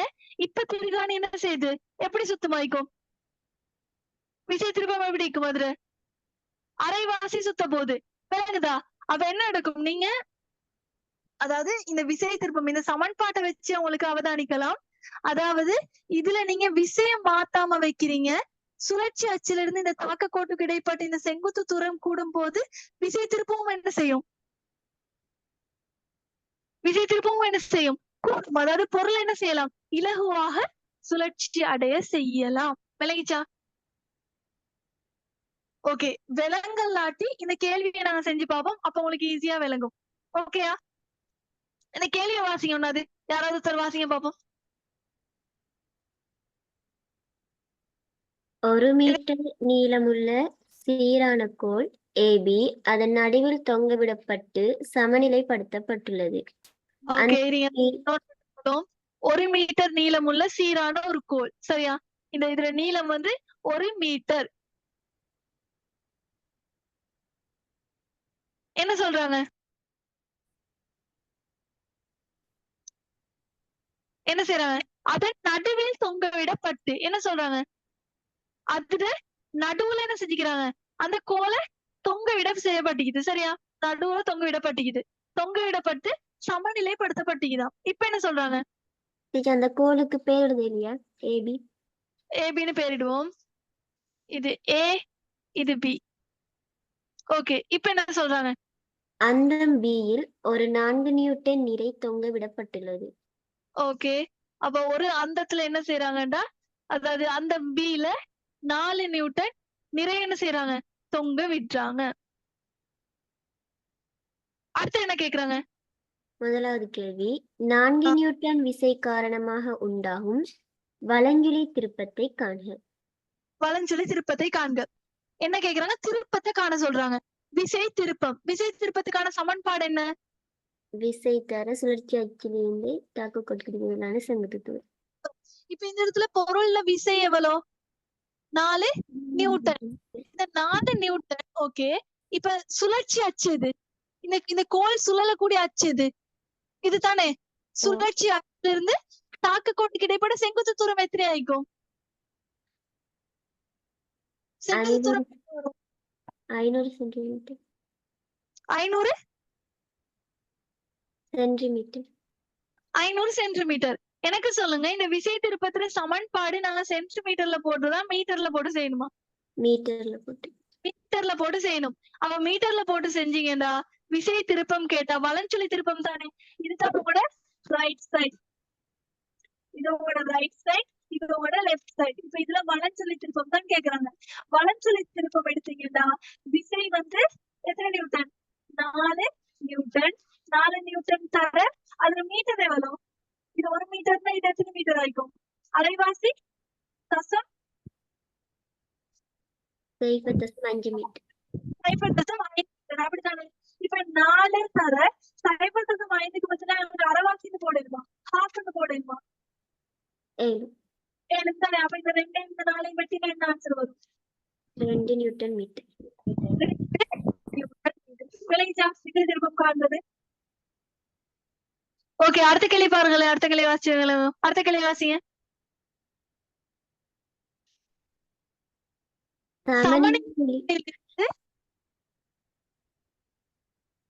வாசிக்க வட்டிச்சு.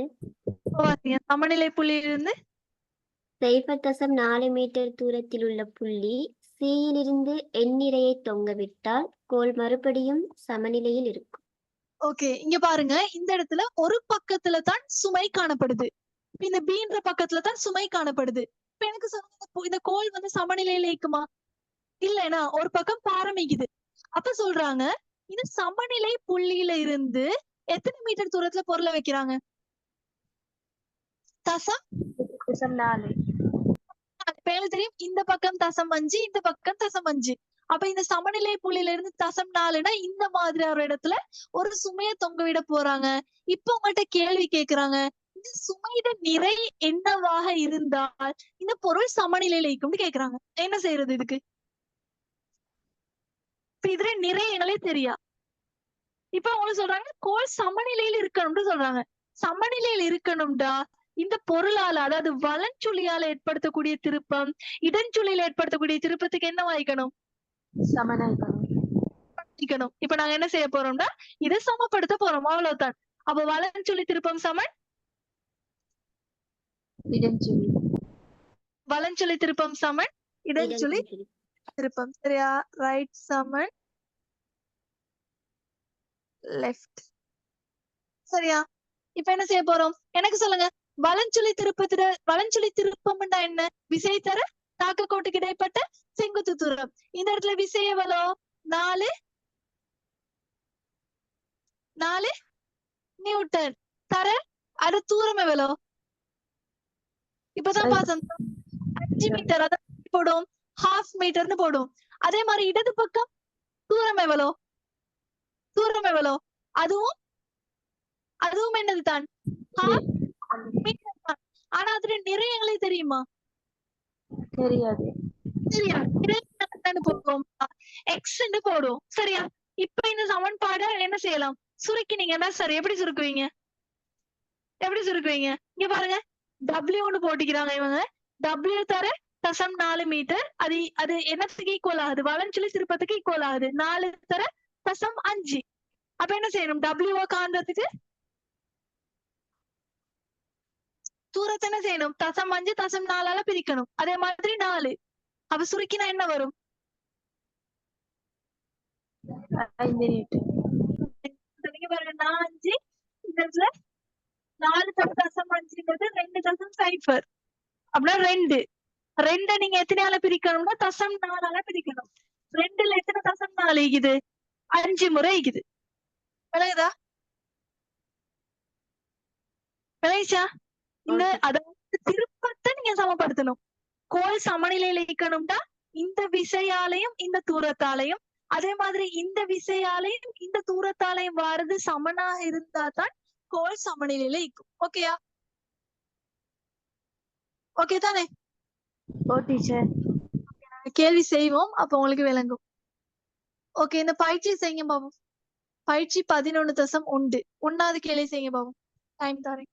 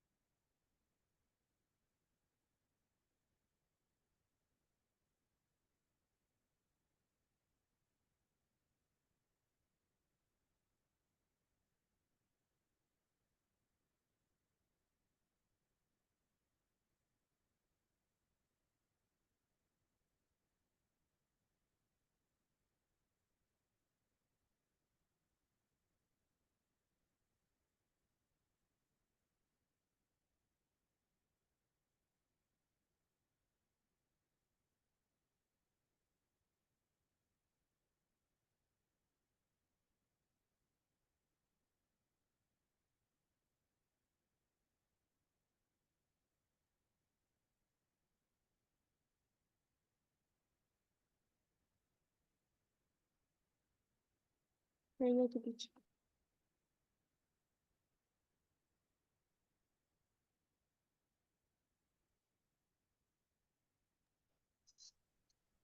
எல்லாரும் செஞ்சிட்டீங்களா? ஆன்சர் வந்துச்சா? ஓகே, இன்னும் ஒரு நிமிஷம் தரேன்.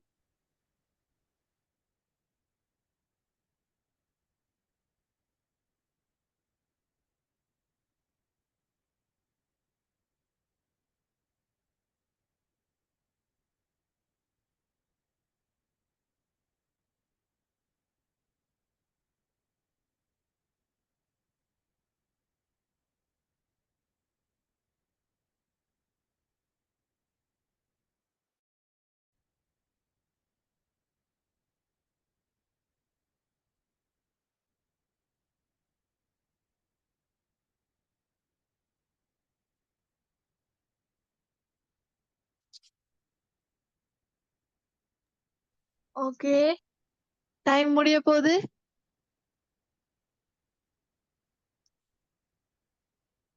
ஓகே, பாப்போம். ஒரு கோல் XY ஆனது, இங்க பாருங்க, ஒரு கோல் உண்டு XY 0.8 மீட்டர் நீளம் உள்ளது. அப்ப அதன் அந்தம் X-இல் பாருங்க, X இடத்துல அந்தம்னா ஒரு முனையில 2 நிறை தொங்கவிடப்பட்டுள்ளது. அப்படின்னா 2 நியூட்டன் நிறை தொங்கவிடப்பட்டுள்ளது.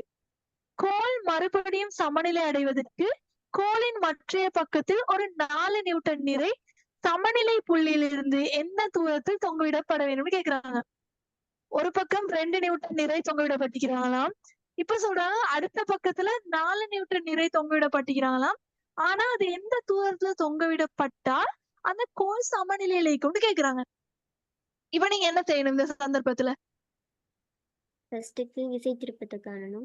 விசை திருப்பம், அதாவது வலஞ்சுழி திருப்பம் சமன் இடஞ்சுழி திருப்பம்னு எடுக்கணும். திருப்பம் எடுக்கணும். அப்ப எனக்கு சொல்லுங்க, இடஞ்சுழி திருப்பம் என்ன வர போகுது? 0.2 நியூட்டன் தர 0.4 மீட்டர். ஓகே, 2 நியூட்டன்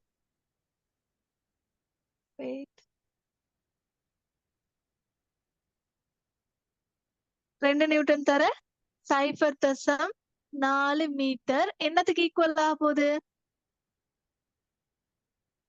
இப்ப இந்த இடத்துல எத்தனை நியூட்டன்? 4 நியூட்டன் தர எக்ஸ்னு வச்சுக்கணும். எக்ஸ்ன்னு வச்சுக்கொள்ளணும்.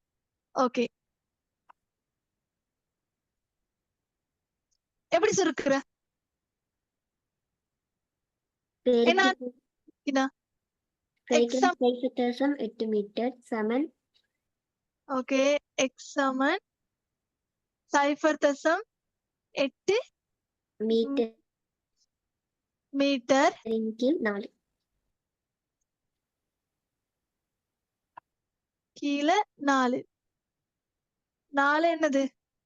நியூட்டன். மீட்டர் சரியா? இப்ப சுருக்குங்க பாப்போம். சுருக்கினா என்ன வரும்? 0.2 மீட்டர். 0.2 மீட்டர். ஆன்சர் வந்துச்சா எல்லாருக்கும்? எங்க அமைதியாக்கிறீங்க? ருஷ்தா ஆன்சர் வந்துச்சா? ஓ டீச்சர். அடுத்தது யாரு? சமீஹா, இல்மா. ஓகே, பேசுங்க, எல்லாம் பேசுங்க. ஓகே, எல்லாருக்கும் வந்துச்சு தானே? ஓகே, பாஸ் பேப்பர் கேள்வி செய்யும். சரியா?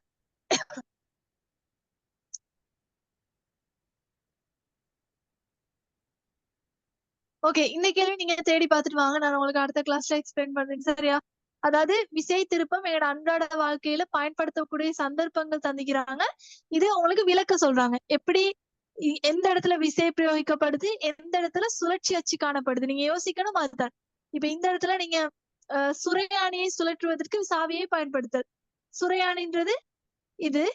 அது சுத்துறதுக்கு நீங்க என்ன செய்ய போறீங்க? விசையை பயன்படுத்த போறீங்க. அந்த விசைக்கும் அந்த தாக்க கோட்டுக்கு இடைப்பட்ட செங்குத்து தூரம். நீங்க அதைத்தானே யோசிக்கணும். சரியா? அடுத்த கிளாஸ்ல கேட்பேன் ஒவ்வொருத்தர்கிட்டே. இதை பார்த்துட்டு வாங்க. சரியா? ஓகே, விசை திருப்பம் விளங்கிச்சா அப்ப எல்லாருக்கும்? ஓ டீச்சர். விசை திருப்பம் ஓகே.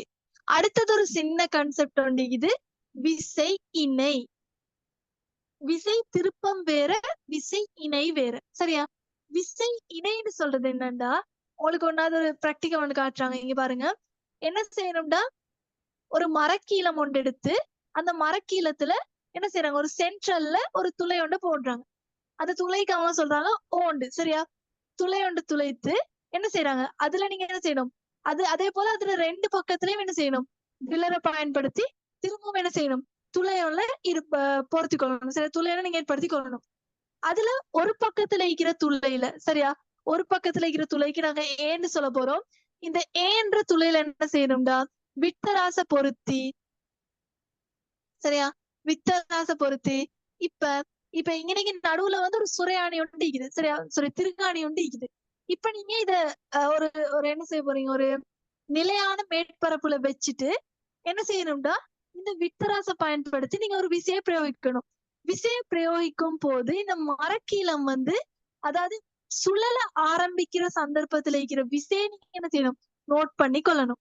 அதே மாதிரி இந்த பீன்ற புள்ளிலையும் வச்சு இந்த இந்த பிராக்டிகல் என்ன செய்யணும்? 2 சந்தர்ப்பத்துல நீங்க என்ன செய்யணும்? செஞ்சு பார்க்கணும். செஞ்சு பார்த்தா உங்களுக்கு என்ன அவதானிக்கலாம்?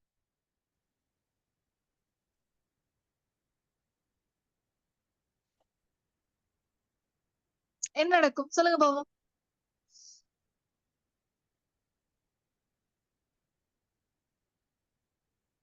என்ன நடக்கும்? சொல்லுங்க பாப்போம். விளைச்சா சொன்னது? திரும்ப ஒரு தடவை டீச்சர். ஓகே, கொஞ்சம் அப்படி இருங்க. நான் உங்களுக்கு வீடியோ கிளிப் ஒன்று காட்டுறேன்.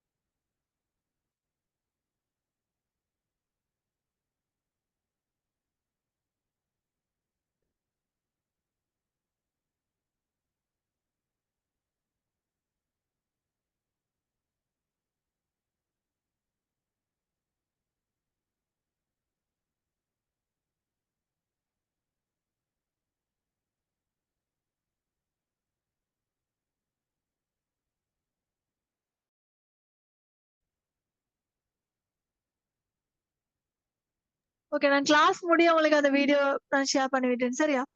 என்னண்டா இப்ப நீங்க ஒரு மரக்கீலம் ஒன்று எடுக்கணும். நான் பேசுறது தானே? மரக்கீலம் ஒன்று எடுத்து நீங்க என்ன செய்யணும்னா அதுல அதாவது ட்ரில்லரை பயன்படுத்தி 3 துளைகளை போடணும். சரியா? ரெண்டு அந்தங்களையும் நீங்க ஏபின்னு பேரிட்டு கொள்ளணும்.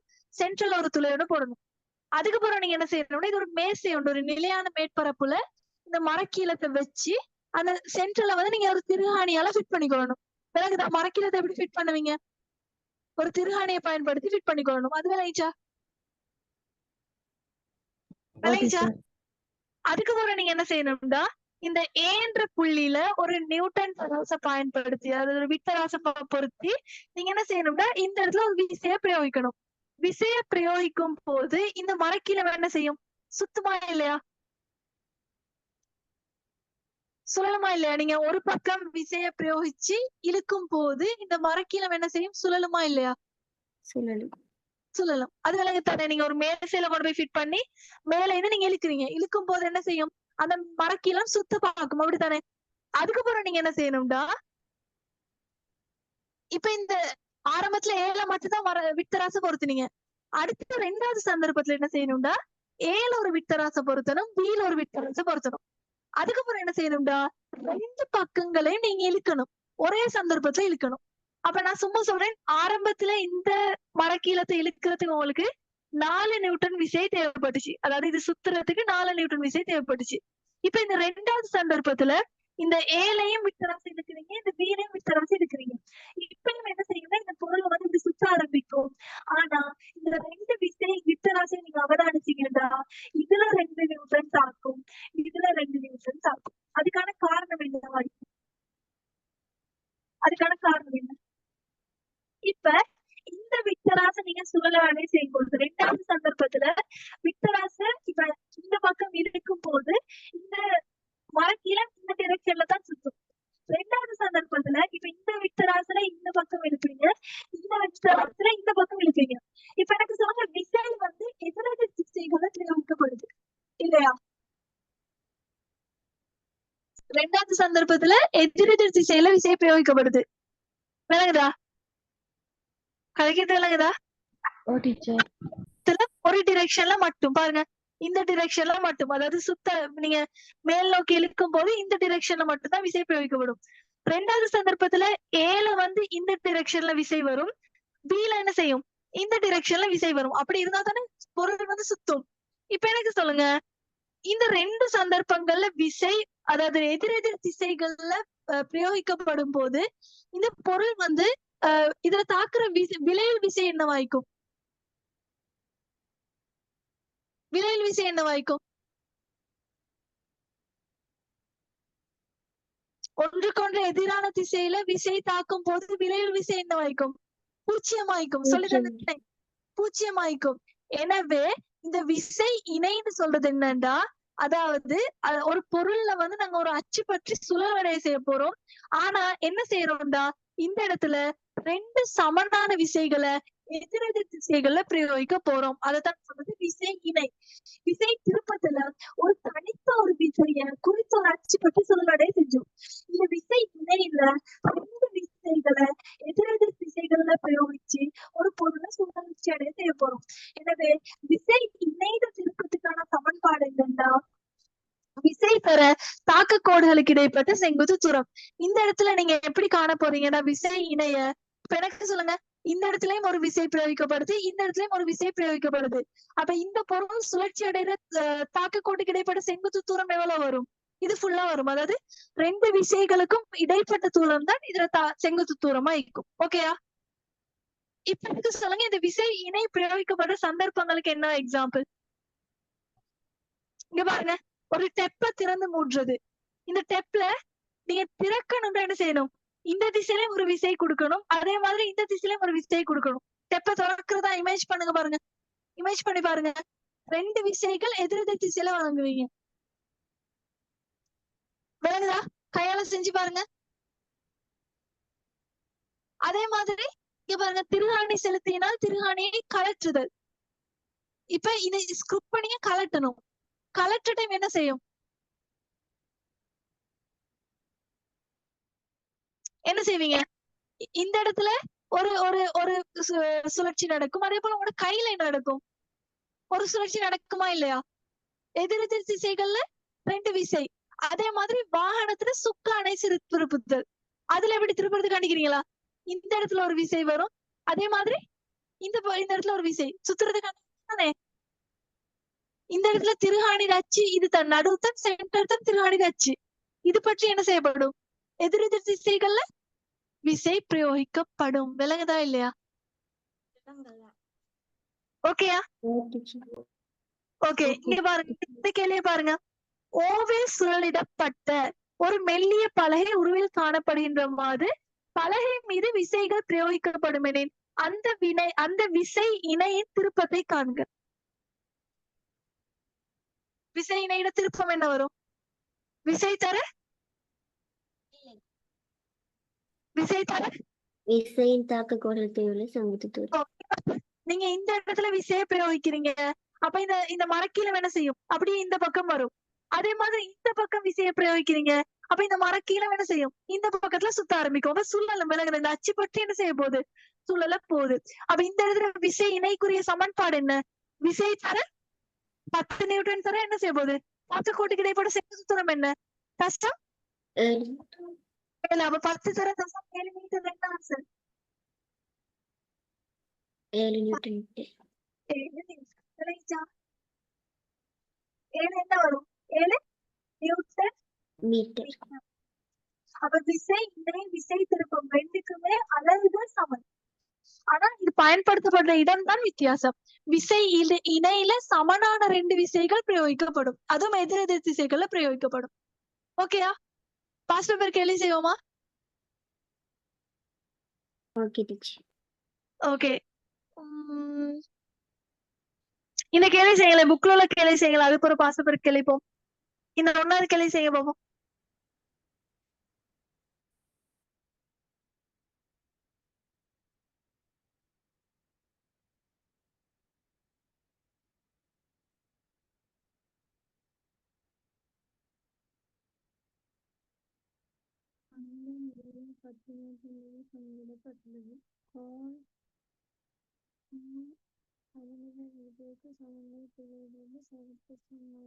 தூரத்தில் பிரயோகிக்கப்பட வேண்டிய விசையை காணும்.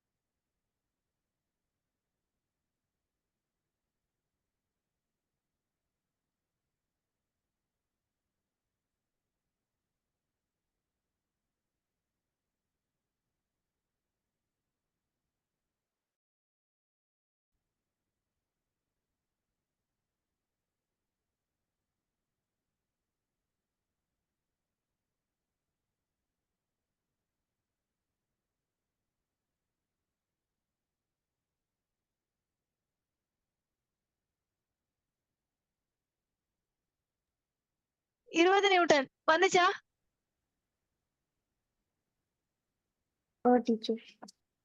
எப்படி? அதாவது வலஞ்சுழி திருப்பம் சமன் இடஞ்சுழி திருப்பம். இடஞ்சுழி திருப்பம் எப்படி வரும்? 10 தர 10 நியூட்டன் தர தசம் 6 மீட்டர்.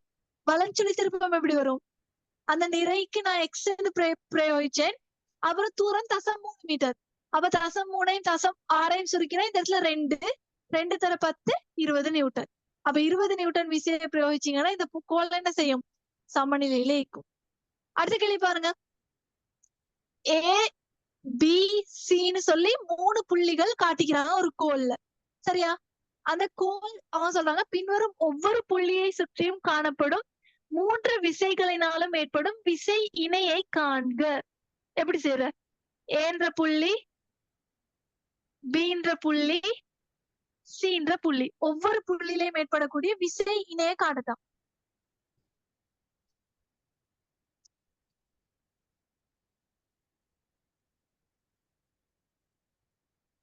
எப்படி செய்யற? ஒன்னாவது ஏன்ற புள்ளிய பாருங்க. இந்த ஏன்ற புள்ளியில எத்தனை விசை தாக்குது? ஏன்ற புள்ளியில தாக்குற விசை இணைனா என்ன? விசை இணைனா என்ன? 2 விசைகள் தாக்கணும் எதிரெதிர் திசையில், அப்படித்தானே? ஓகே, இந்த ஏன்ற புள்ளிய பாத்தீங்கன்னா நான் மார்க் பண்றேன்.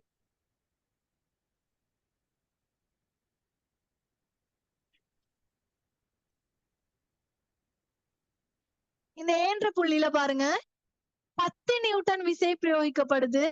எத்தனை மீட்டர் தூரத்துல? 2 மீட்டர் தூரத்துல. அதே மாதிரி இன்னும் கொஞ்சம் தூரத்துல இன்னும் ஒரு 10 நியூட்டன் விசை பிரயோகிக்கப்படுது. அதே எவ்வளவு தூரத்துல? 2 மீட்டரா? ஏன்ற புள்ளியில இருந்து நீங்க ஏ புள்ளி எடுக்கிறீங்க ஒன்னாது, ஏல இருந்து 10 நியூட்டன், அதே மாதிரி ஏல இருந்து 10 நியூட்டன் எத்தனை மீட்டர்ல? 4 மீட்டர். 4 6 6 மீட்டர். 6. அதே மாதிரி ஏன்ற புள்ளியில இருந்து சீன்ற விசை எத்தனை புள்ளியில? 8 மீட்டர். 8 மீட்டர். ஒவ்வொன்றையா கண்டு கூட்டணும். கூட்டி இதை எனக்கு இது செஞ்சு அனுப்புங்க, சரியா? நான் இதை திருத்துறேன் தனித்தனியா, சரியா? ஓகேயா? Okay teacher. ஓகே, நான் பாஸ் கேள்வி செய்வோம். நான் உங்களுக்கு தாரேன்.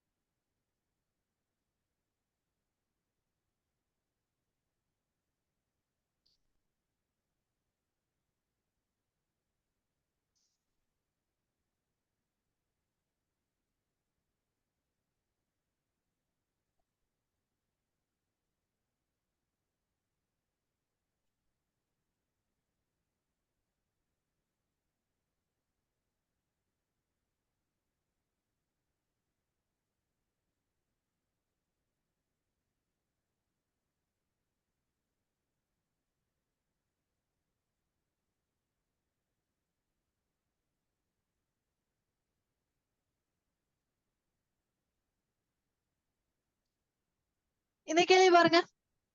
பின்வரும் எந்த சந்தர்ப்பத்தில் ஒரு விசை இணை தொழிற்படும்? 10வது கேள்வி. தள்ளுவதன் மூலம் ஒரு கதவை திறக்கும் போது. ஆன்சர் சரியா பிள்ளையா? விசை இணை. ஆணி செலுத்தியை கொண்டு ஆணியை கலற்றும் போது. சரி. சரி. கயிறு இழுக்கும் போட்டியில் 2 குழுக்களினால் கயிறு எதிரெதிர் திசைகளில் இழுக்கப்படும் போது. அது விசை திருப்பமோ விசை இணையோ அல்ல, ஒரு நேர்கோட்டுல எதிரெதிர் திசையில 2 விசைகள் தொழிற்படுறதுக்கு எக்ஸாம்பிள். தரையில் வைக்கப்பட்டுள்ள ஒரு பெட்டி 2 நபர்களால் ஒரே திசையில் தள்ளப்படும் போது. இதுவும் என்னது? ஒரு திசையில விசைகள் பிரயோகிக்கப்படுற சந்தர்ப்பம். பாத்தீங்களா எவ்வளவு லேசியான ஒரு கேள்வி கேக்குறாங்கன்னு.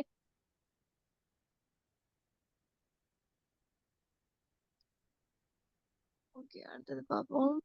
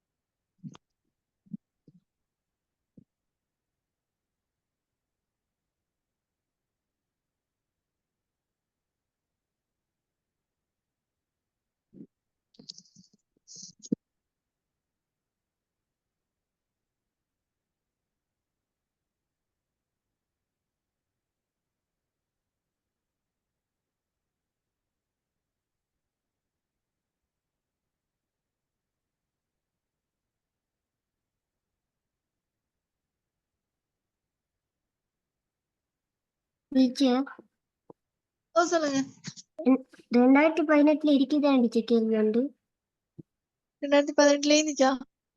பார்ட் 2ல இருந்தது. ஓகே, அதான் பார்ட் 2 செக் பண்ணலாம்.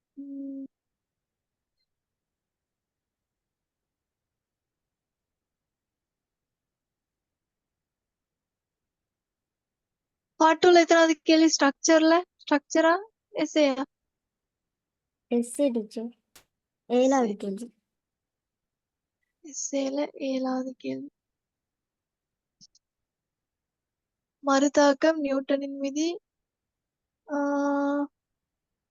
இது எல்லை உராய்வு விசை சம்பந்தமாயினா? ஓகே ஓகே, இந்த இது. ஓகே, இதை ட்ரை பண்ணி பார்ப்போம். பாருங்க. ஒரு சாவியை பயன்படுத்தி ஒரு சுரையாணி இறுக்கப்படும் சந்தர்ப்பம் உருவில் காட்டப்பட்டுள்ளது.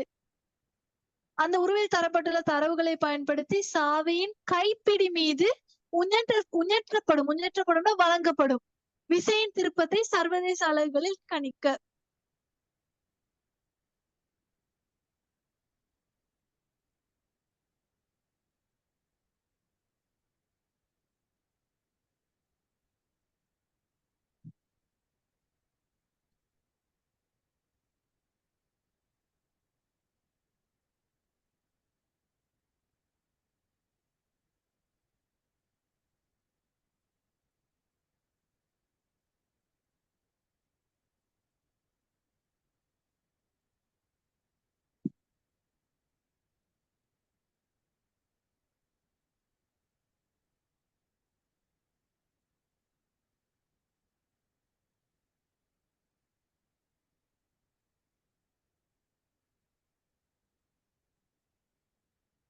நான் அந்த குரூப்ல அந்த கொஸ்டினை போட்டு விடுறேன், பாருங்க.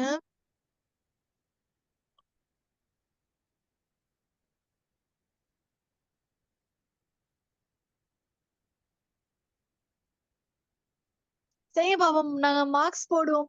எத்தனை மார்க்ஸ் எடுக்கிறீங்கன்னு பாப்போம். அந்த வருஷம் ஸ்கீம்ல மார்க்ஸ் எப்படி கொடுத்தீங்கன்னு பாப்போம்.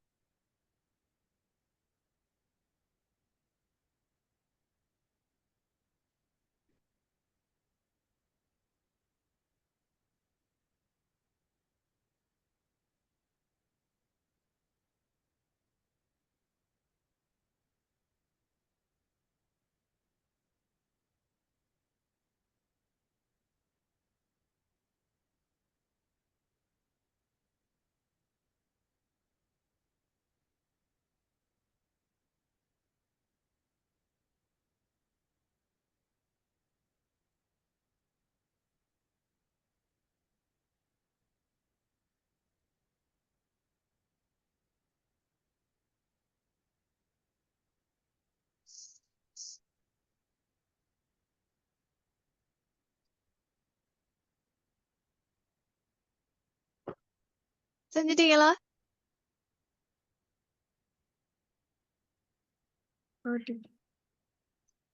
ஓகே, அடுத்தாக்கள்.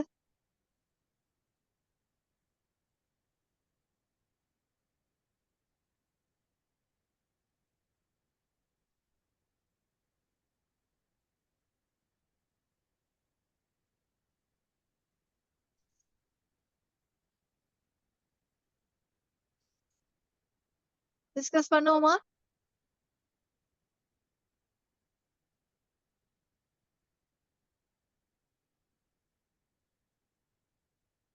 ஸ்கிரீன் ஷேர் பண்ணுங்க. கேள்வி பாருங்க. கேள்வி பாருங்கள். கேக்குறாங்க, இந்த கைப்பிடியில நீங்க வழங்கப்படுற விசைட திருப்பத்தை காண சொல்லி. அப்ப என்ன வரும்? திருப்பத்துக்கான சமன்பாடு என்ன? விசை தர அந்த சுழற்சி அச்சிலிருந்து தாக்க கோட்டுல உள்ள செங்குத்து தூரம். தூரம் எதுல தந்திக்கிறாங்க?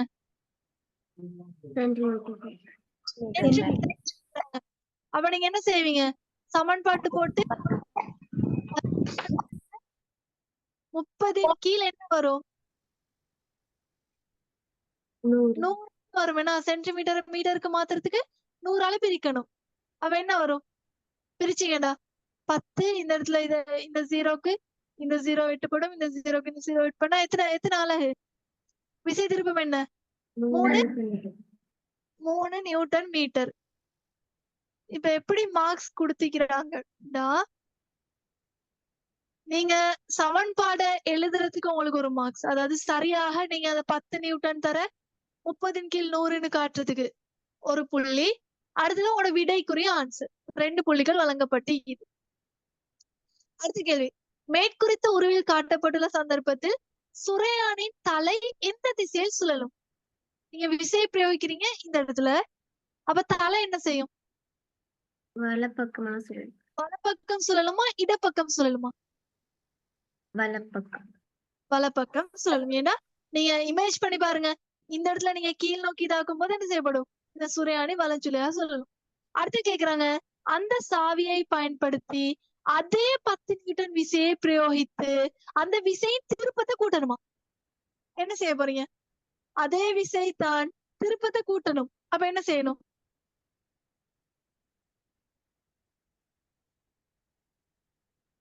எப்படி ஆன்சர் பண்ணுவீங்க அதுக்கு? இங்க பாருங்க, சமன்பாட்டுல செங்குத்து தூரத்தை அதிகரிக்கணும். திருப்பத்தை நீங்க என்ன செய்யணும்? கூட்டணும். ஆனா விசை என்ன செய்யக்கூடாது? மாறக்கூடாது. அப்ப என்ன செய்யணும்? தூரத்தை என்ன செய்யணும்? கூட்டணும். விளங்குதா? விளைச்சா? அதாவது இப்ப நீங்க அவங்க கேக்குறாங்க உங்கள்ட்ட, அதாவது அதே சாவியை பயன்படுத்தி, இப்ப இதே சாவியை தான் பயன்படுத்தணும். 10 நியூட்டன் விசையை தான் நீங்க பிரயோகிக்கணும். அதாவது விசையோட அளவை நீங்க மாற்றக்கூடாது. ஆனா திருப்பத்தை கூட்டணும். திருப்பம்னா அந்த சுரையாணி சுத்துற அளவு நீங்க என்ன செய்யணும்? கூட்டணும். அப்ப எனக்கு சொல்லுங்க, அந்த விசை திருப்பத்துக்குரிய சமன்பாட்டுல வச்சே யோசிங்க. விசை உங்களுக்கு மாத்தலாம், ஆனா திருப்பத்தை கூட்டணும். திருப்பத்தை கூட்டணும்டா, இது செங்குத்து தூரத்தை தான் செய்யணும், கூட்டணும். விளங்குதா? அந்த சமன்பாட்டுல வரக்கூடிய அந்த 2 காரணிகள்ல ஒன்று மாறாமைக்க போகுதுன்னா அடுத்தது கூட்டினா தான் என்ன செய்யணும்? உங்களுக்கு விசை திருப்பத்தை அதிகரிக்கலும். எனக்கு சொல்லுங்க, நான் இப்ப உங்கள்ட்ட மாத்தி கேட்கிறேன். விசை திருப்பத்தை மாறாம வச்சுக்கொள்ளணும், சரியா? விசை திருப்பம், அதாவது அந்த சுரையாணி சுத்துற அளவு மாத்தக்கூடா. ஆனா ஆனா என்ன நீங்க என்ன செய்ய போறீங்கன்னா விசையோட அளவு கூட்ட போறீங்க. இப்ப என்ன நடக்கும்? விசையோட அளவு கூட்ட போறீங்க. அப்ப தூரம் என்ன செய்யும்? கூடுமா? குறையும். விளங்குதா? இதுதான் அந்த சமன்பாட்டுல உள்ள விஷயம். சமன்பாட்டு விடை, அதாவது திருப்பம் மாறக்கூடாதுன்னா விசையை கூட்டினீங்கன்னா தூரம் குறையணும். விளங்கிச்சா? ஓகே தானே? இது 2018, இது 2019. 19ல பார்ட் 2ல வந்து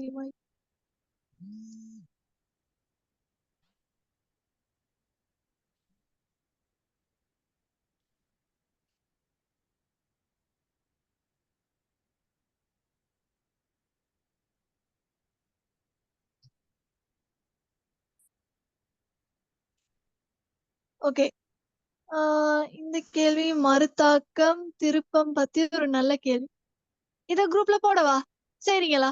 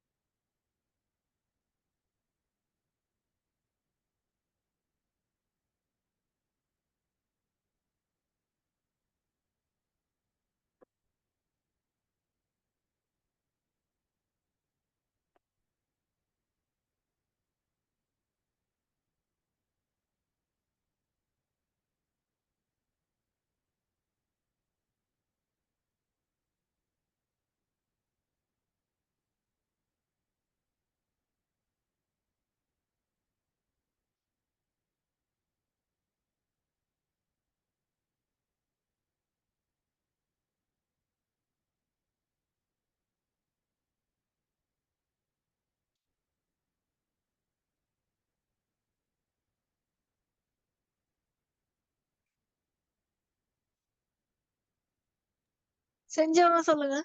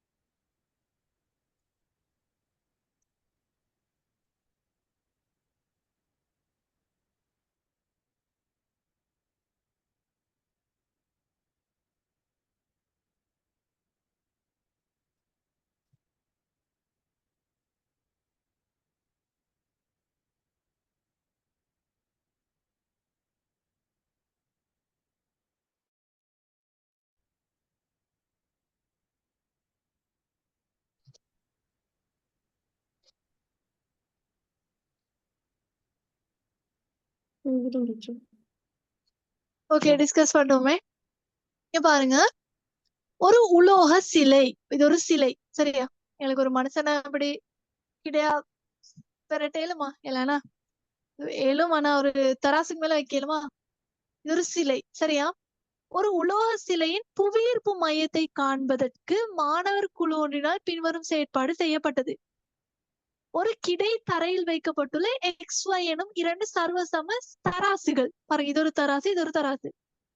தராசுகளின் ஒப்பமான தட்டுக்கள் மீது சிலையின் தலையும் 2 பாதங்களும் உருவில் காட்டப்பட்டுள்ளவாறு வைக்கப்பட்டுள்ளன. அப்போது தராசு Xன் வாசிப்பு 250 நியூட்டனும் தராசு Yன் வாசிப்பு 150 நியூட்டனும் ஆக இருந்தன. அப்ப இது 250 நியூட்டன். அதே நேரம் இது Y 150 நியூட்டன், சரியா? இப்ப 1வது கேள்வி கேக்குறாங்க, சிலையின் சமநிலைக்காக தாக்கும் விசைகள் யாவை? சிலையோட சமநிலையில தாக்குற விசைகள் என்னென்ன? இங்க ஒரு விசை தாக்குது, அதாவது இங்க ஒரு விசை தாக்குது, அதே மாதிரி இந்த 2 விசை தாக்குது, அப்படித்தானே? அப்ப W என்ன விசை? இது இதுல நிறை விசை. இந்த R, இந்த Sன்றது என்னது? செவ்வன் மறுத்தாக்கம். நாங்க விசையில படிச்சோம், சரியா?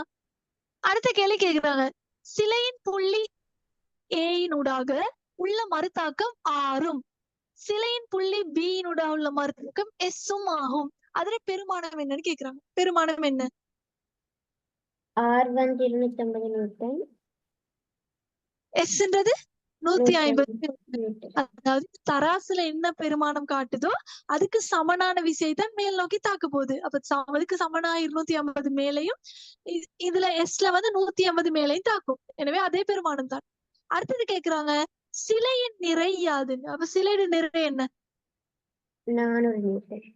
250ஐயும் 150 தான் இந்த சிலையோட பாரத்தை காட்ட போகுது. அப்ப இதுல நீங்க கூட்டினா என்ன வரப்போகுது? 400 நியூட்டன். நியூட்டன்.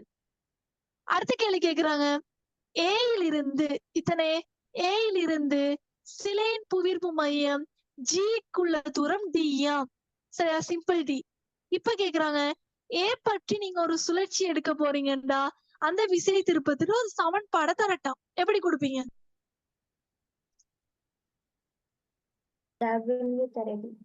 அதாவது இந்த இடத்துல தாக்குற விசை இந்த நிறை விசை. அந்த நிறை விசைக்கும் தாக்கு கோட்டுக்குடையில செங்குத்து தூரம் D.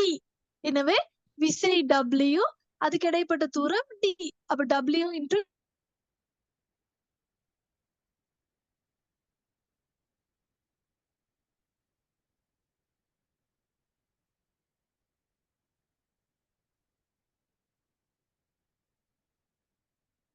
மறுக்கும் எஸ்ட திருப்பம் என்னன்னு கேக்குறாங்க.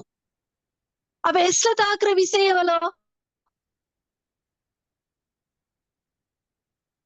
திருப்பம் கேட்டா நீங்க 2 விஷயங்கள் தான். விசை தர அந்த தாக்க கோட்டுக்கு இடைப்பட்ட செங்குத்து தூரத்தை பாத்தீங்கன்னா சரி. ஏ பற்றினா ஏன்ற புள்ளியில இருந்து நீங்க பாருங்க, அததான் சொல்றாங்க. அப்ப ஏன்ற புள்ளியில இருந்து பாத்தீங்கன்னா எஸ்ல தாக்குற விசை எவ்வளோ? 150 நியூட்டன். அதுக்கு இடைப்பட்ட தூரம் எவ்வளோ? 2 மீட்டர். அப்ப பெருமானம் என்ன வரும்? 300 நியூட்டன் மீட்டர். விளைச்சா? அடுத்த கேள்வி கேக்குறாங்க, புள்ளி ஏ பற்றி எஸ்ஸின் இடஞ்சுழி திருப்பமானது, அதாவது புள்ளி ஏல இருந்து எஸ் திருப்பமானது புள்ளி ஏ பற்றி டபிள்யூவின் வலஞ்சுழி திருப்பத்துக்கு சமனாகும் அப்படின்னு சொல்றாங்க. அப்ப என்ன செய்யணும்? பீட பெருமானத்துக்கு கேக்குறாங்க. அப்ப நீங்க என்ன செய்யணும்? இந்த திருப்பத்தையும் இந்த திருப்பத்தையும் நீங்க சமப்படுத்தினீங்கன்னா சரி. இப்பதான் நாங்க பார்த்தோம், ஏல இருந்து எஸ் திருப்பத்துல பெருமானம் எவ்வளவு வந்துச்சு, அதே மாதிரி ஏல இருந்து இந்த டபிள்யூட திருப்பத்தை நீங்க பாக்கணும். ஏல இருந்து எஸ் திருப்பம் எத்தனை வந்துச்சு? 300 நியூட்டன் மீட்டர். இப்ப ஏல இருந்து டபிள்யூட பெருமானத்தை பாக்கணும். டபிள்யூட பெருமானம் என்ன வரும்? 400 நியூட்டன். எப்படி கண்டீங்க? ஏல இருந்து எஸ் பெருமானம் 300 நியூட்டன் மீட்டர். அது என்னத்துக்கு ஈக்குவல் ஆகும்? ஏல இருந்து டபிள்யூட பெருமானம். டபிள்யூ எத்தனை? 400. 400 நியூட்டன்ல தூரம் தான் எங்களுக்கு தெரியும். ஏன்னா அந்த தூரத்தை நாங்க சிம்பிள் டின்னு போடுவோம். இப்ப என்ன செய்யணும் நீங்க? இதை சுருக்கணும். டின்றது என்னதுக்கு ஈக்குவல் ஆகும்? 300 400 பிரிக்கணும். பிரிச்சா என்ன வரும்? 3 4 தத்தம் 7 5 மீட்டர்னு வரும். ஏன்னா இனி மீட்டர்ல தானே எப்படி ஆன்சர் எடுத்துட்டு விளங்கிச்சா ருஷ்தா? ருஷ்தா விளங்கிச்சா? கொஞ்சம் விளங்கல டீச்சர். எது விளங்கல்ல? எது விளங்கல்ல? நீங்க சொன்னது. கடைசியா சொன்னதா? ஓ இப்ப எனக்கு சொல்லுங்க. இப்ப ஏதாவது ஒரு புள்ளி ஏ பற்றி இதன் திருப்பம்னா என்ன செய்வீங்க? உதாரணமா இந்த இடத்துல சொல்றாங்க புள்ளி ஏ பற்றி எஸ் இன் திருப்பம் அப்படின்னா நீங்க என்ன செய்யணும்? எஸ்ல இருந்து விசை திருப்பத்தை காணணும். எஸ்ல இருந்து ஏ நோக்கி விசை திருப்பத்தை காணணும். அப்ப எஸ்ல பிரயோகிக்கிற விசை எவ்வளோ? 100. இந்த சராசரி எவ்வளவு பெருமானம் காட்டுது? 150 நியூட்டன். விசை திருப்பத்துல சமன்பாடு என்ன? விசை தர செங்குத்து தூரம். அப்ப 150 2ஆல பெருக்கி வர பெருமானமானது புள்ளி ஏ பற்றி. அப்ப அப்படி காண்ற பெருமானம் அந்த 300ன்றது ஏல இருந்து இந்த டபிள்யூக்கு வர பெருமானத்துக்கு சமனம். நான் பார்த்தோம் இந்த மனிதன் நிறைய எவ்வளோ? 400 நியூட்டன். இந்த தூரம் எங்களுக்கு தெரியா. அப்ப 400 தர டி. அது என்னத்துக்கு ஈக்குவல் ஆகும்? 300க்கு ஈக்குவல் ஆகும். எனவே டியை காண 300 400ஆல பிரிச்சீங்கன்னா சரி. ஓகேயா? விளங்கிச்சா? டீச்சர். இதெல்லாம் சரியா இருந்தா 15 புள்ளிகள். ஓகேயா? இந்த விசை திருப்பம் சம்பந்தமா உங்களுக்கு பார்ட் 1ல கேள்வி வரும். பார்ட் 1ல கேள்வி வராட்டி, அதாவது ஃபைனல் எக்ஸாம் சொல்றேன், என்னோட O level எக்ஸாம்ல பார்ட் 1ல கேள்வி வராட்டி உங்களோட எஸ்ஏல பார்ட் 2ல எஸ்ஏல கேள்வி வரும். ஓகேயா? அப்ப விசை திருப்பம்னா என்ன ஒரு ஐடியா ஒண்ணு வந்துச்சா உங்களுக்கு? ஓகேயா? ஓகே, உங்களோட கொப்பியில கேள்வி ஒன்று எழுதிக்கோங்க.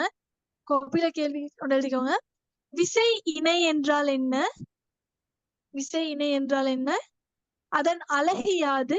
உதாரணம் தருக. விசை இணை என்றால் என்ன? அதன் அலகு யாது? உதாரணம் தருக.